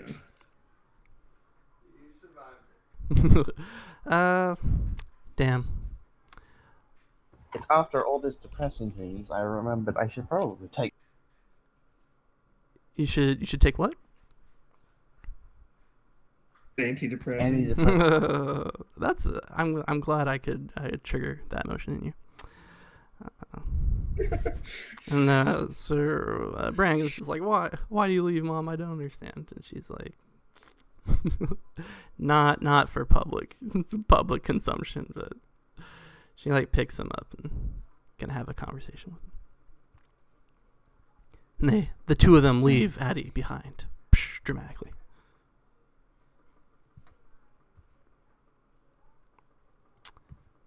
Despite winning, she just looks like very distraught. And she's also pretty like beaten up. Like, yeah, she almost died. he put work. Yeah. But everybody's like, "Wow, we had no idea Techno was capable of that. Oh my gosh!" And so we get a small happy moment for our chubby boy. All right, that's the session.